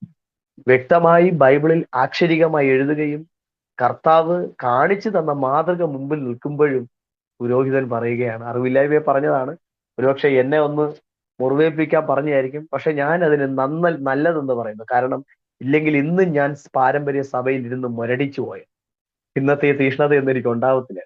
അന്ന് അച്ഛൻ അത് പറഞ്ഞതുകൊണ്ട് സത്യത്തിൽ അന്ന് ആ ഇരിപ്പിടം വിട്ട് ഞാൻ ഇറങ്ങിയതാണ്. ഹല്ലേലൂയ. പരിഹസിക്കുന്നവരുടെ ഇരിപ്പിടത്തിൽ നമ്മൾ ഇരിക്കണം. എന്തിനാ നമ്മൾ ഇരിക്കുന്നത്? നമ്മൾ ദൈവത്തെ സ്തുതിക്കേണ്ടവരാണ്. ഹല്ലേലൂയ. സത്യത്തിൽ അതുകൊണ്ടാണ് ഇന്നിവിടെ ഇരുന്ന് കർത്താവിനെ മഹത്വപ്പെടുത്താൻ ഒരു കൃപ എന്റെ ദൈവം എന്റെ ജീവിതത്തിൽ നൽകുവാനായിട്ട് ഇടയായി തീർന്നു. അവൻ ഇന്നും കർത്താവ് കൃപയാൽ അവൻ എന്നെ നടത്തുന്നുണ്ട്. കർത്താവിന്റെ അഭിഷേകത്തിനോടൊപ്പം ചേർന്ന് നിന്ന് അവൻ കർത്താവിന്റെ വേലയിലായിരിക്കാൻ പരിശുദ്ധാത്മാവ് എന്നെ ഇന്നും സഹായിക്കുന്നുണ്ട്, എന്നെ ഇന്നും കൃപ ചെയ്യുന്നുണ്ട്. ആമേൻ. പ്രത്യേകിച്ചും ഇനി ഇങ്ങനെ പറയാൻ നിന്നാൽ എനിക്ക് ഒത്തിരി അനുഭവങ്ങൾ, ഒത്തിരി സാക്ഷികൾ പറയണം. പക്ഷെ സമയം നമുക്ക് വളരെ പരിമിതമാണല്ലോ.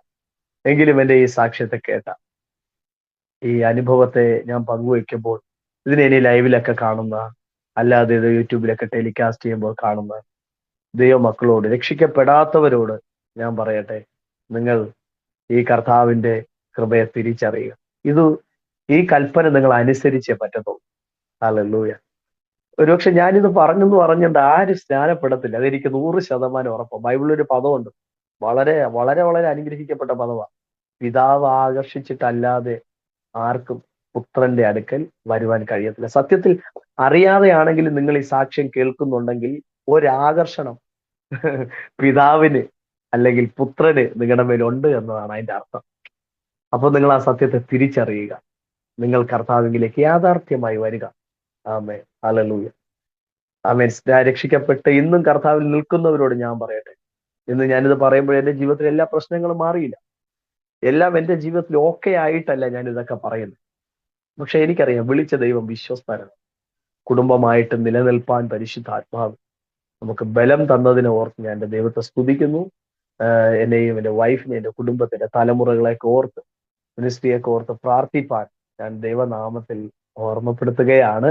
പ്രത്യേകിച്ച് ഇങ്ങനെ ഒരു അവസരത്തിൽ ഒരുക്കി തന്ന ആ ബീന തോമസ് ആന്റിയെ ഓർത്ത് ഞാൻ കർത്താവിനെ സ്തുതിക്കുന്നു. ഇനിയും ഈ മിനിസ്ട്രിയെ കർത്താവ് അനുഗ്രഹിക്കട്ടെ. ഒരുപക്ഷെ ഇത് ടെലികാസ്റ്റ് ചെയ്യുമ്പോൾ ആർക്കെങ്കിലും എന്തെങ്കിലും വിളിക്കണമെങ്കിൽ, ഡൗട്ട് ചോദിക്കണമെങ്കിൽ എന്റെ നമ്പർ കൂടി വെച്ചോ അല്ലേ, സാരമില്ല. കാരണം നമ്മളിങ്ങനെ ചുമ്മാ പറഞ്ഞിട്ട് പോകണ്ടല്ലോ. എന്റെ നമ്പർ കൂടി വെച്ചാലും എനിക്ക് വിഷയമൊന്നുമില്ല.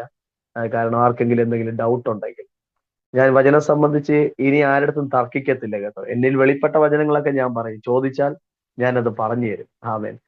അതിനുശേഷം ഞാൻ പിന്നെ തർക്കിക്കാനൊന്നും പോകാറില്ല. തർക്കിക്കേണ്ട ആവശ്യമില്ല. കാരണം ദൈവത്തിന് പദ്ധതി ഉള്ളവരെയൊക്കെ ദൈവം കൊണ്ടുവരും. പിന്നെ ഒരു കാര്യം എന്റെ ജീവിതത്തിൽ നിന്ന് എനിക്ക് എടുത്തു പറയാനുള്ളത്, മാന്യമായിട്ട് കർത്താവ് വിളിക്കുമ്പോൾ വന്നില്ലെങ്കിൽ തമ്പുരാൻ കോളറയെ പിടിച്ച് കൊണ്ടുവരും. പിന്നീട് ചിലപ്പോ കഴുത്തെറിവും. പിന്നീട് ചിലപ്പോ അതിൻ്റെതായ ചില ബുദ്ധിമുട്ടുകൾ എന്റെ ജീവിതത്തിൽ ചെറിയ ബുദ്ധിമുട്ടുകളൊക്കെ ഉണ്ടായി. പക്ഷെ അതെല്ലാം നന്മയാണെന്നും എന്റെ ജീവിതത്തിൽ അനുഗ്രഹമാണെന്നും എന്റെ ദൈവത്തിൽ ഞാൻ തിന്മയ്ക്കായിട്ടൊന്നും എന്റെ ദൈവം ഇന്ന് വരെ എന്റെ ജീവിതത്തിൽ ചെയ്തിട്ടില്ല. അവൻ കർത്താവിൽ ഞാൻ സന്തോഷവാനാണ്. ഇതുവരെ എന്റെ ഈ സാക്ഷ്യത്തെ കേട്ട എല്ലാവരോടുള്ള സ്നേഹത്തെയും സന്തോഷത്തെയും നന്ദിയും ഒക്കെ ഞാൻ അറിയിക്കുന്നതിനെ എന്റെ കുടുംബത്തെ ഓർത്ത് പ്രാർത്ഥിപ്പാൻ കർത്താവിന്റെ നാമത്തിൽ ഓർമ്മിപ്പിച്ചുകൊണ്ട് ഞാൻ നിർത്തുന്നു. ദൈവം അനുഗ്രഹിക്കട്ടെ. Amen. God bless you. Amen, amen. നന്മയല്ലാതൊന്നും ചെയ്തിടാത്തവൻ തിന്മയാകെ മായിക്കുന്നവൻ. നന്മയല്ലാതൊന്നും ചെയ്തിടാത്തവൻ തിന്മയാകെ മായിക്കുന്നവൻ. പാപമെല്ലാം ക്ഷമിക്കുന്നവൻ. പുതുജീവനെന്നിൽ പകരുന്നവൻ. പാപമെല്ലാം ക്ഷമിക്കുന്നവൻ. പുതുജീവനെന്നിൽ പകരുന്നവൻ. യേശു, യേശു, യേശു ആരിലും വലിയവൻ. യേശു, യേശു, എൻ്റെ യേശു ആരിലും മതിയായവൻ. Praise the lord. എത്ര നല്ലവൻ. ഹാലലുയ. നമ്മുടെ നന്മകളെ ഓർത്തല്ല, ഹാലലുയ, ദൈവം ചെയ്ത നന്മകളെയാണ് നമുക്ക് ഇന്ന് ഈ പകൽക്കാലം ഈ സന്ധ്യാവേളയെങ്കിൽ ഓർക്കേണ്ടത്. നമ്മുടെ തിന്മകളെ എല്ലാം ക്ഷമിച്ചുകൊണ്ട്, പ്രൈസ് ദ ലോർഡ്. ഇത്ര അനുഗ്രഹീതമേറിയ ഒരു സാക്ഷ്യം. ആമേൻ. ഞാനും ഇതേപോലെ സ്നാനത്തിന് ഘടകവിരുദ്ധമായിട്ട് നിന്നൊരു വ്യക്തിയാ. Praise the lord. ഹല്ലേലൂയ. എവിടെല്ലാം ആരോടെല്ലാം തർക്കിക്കാമോ അവരോടെല്ലാം തർക്കിച്ച് ഇത് ആമേൻ മറ്റുള്ളവർക്ക് വേണ്ടി ആമേൻ വെച്ചിരിക്കുന്ന കാര്യങ്ങളാണ്. എന്നാൽ സർവശക്തനായ ദൈവം കണ്ടിരിക്കുന്ന ഒരുവനെയും ഒരു വ്യക്തിയെയും വെറുതെ വിടത്തില്ല. ആമേൻ. വരാലിന് വരാലിന്റെ ചൂണ്ടയിടും. ആമേൻ.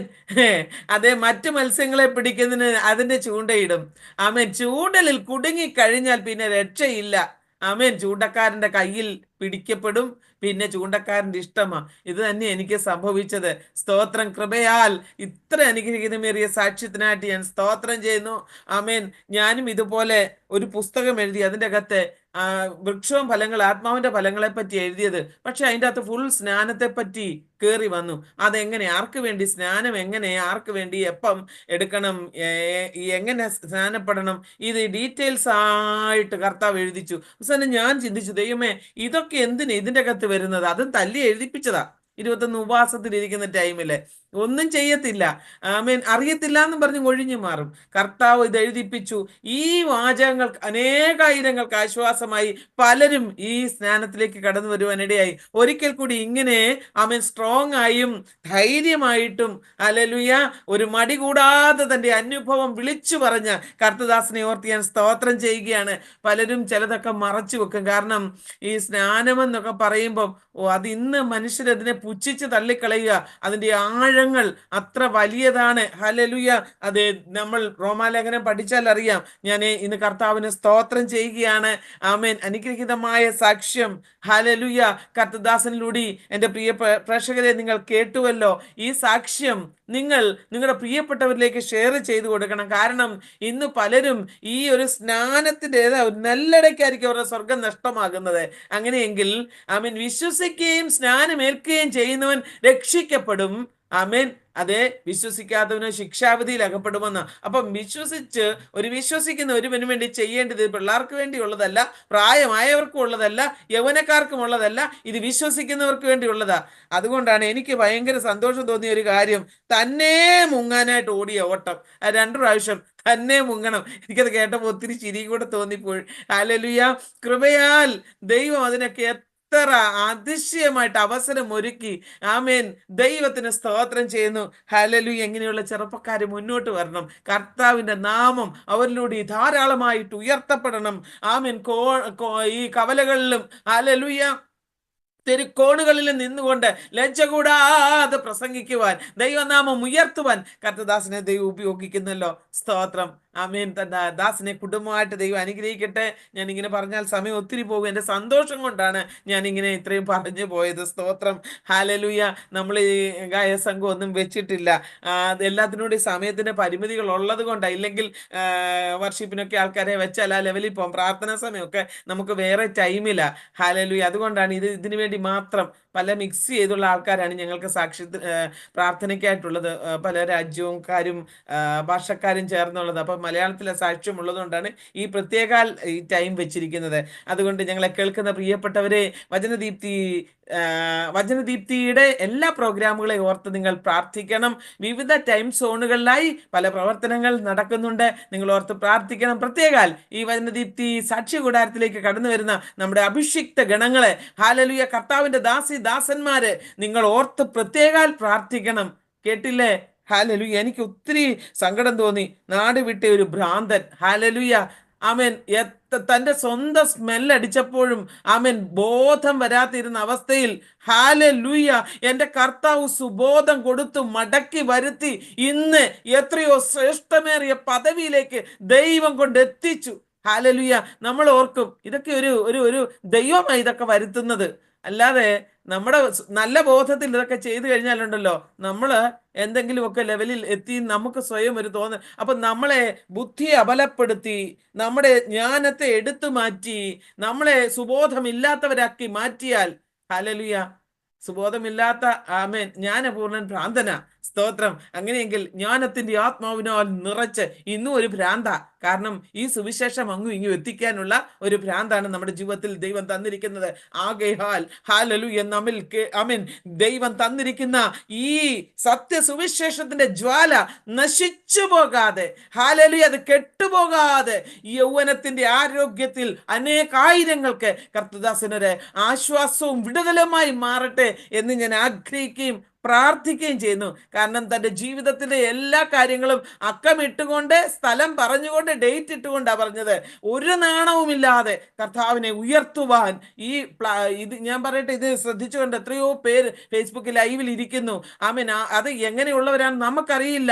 എന്നാൽ പലരും ഫുൾ ടൈം ഇന്ന് പലരും കണ്ടു. ഹല്ലേലൂയ.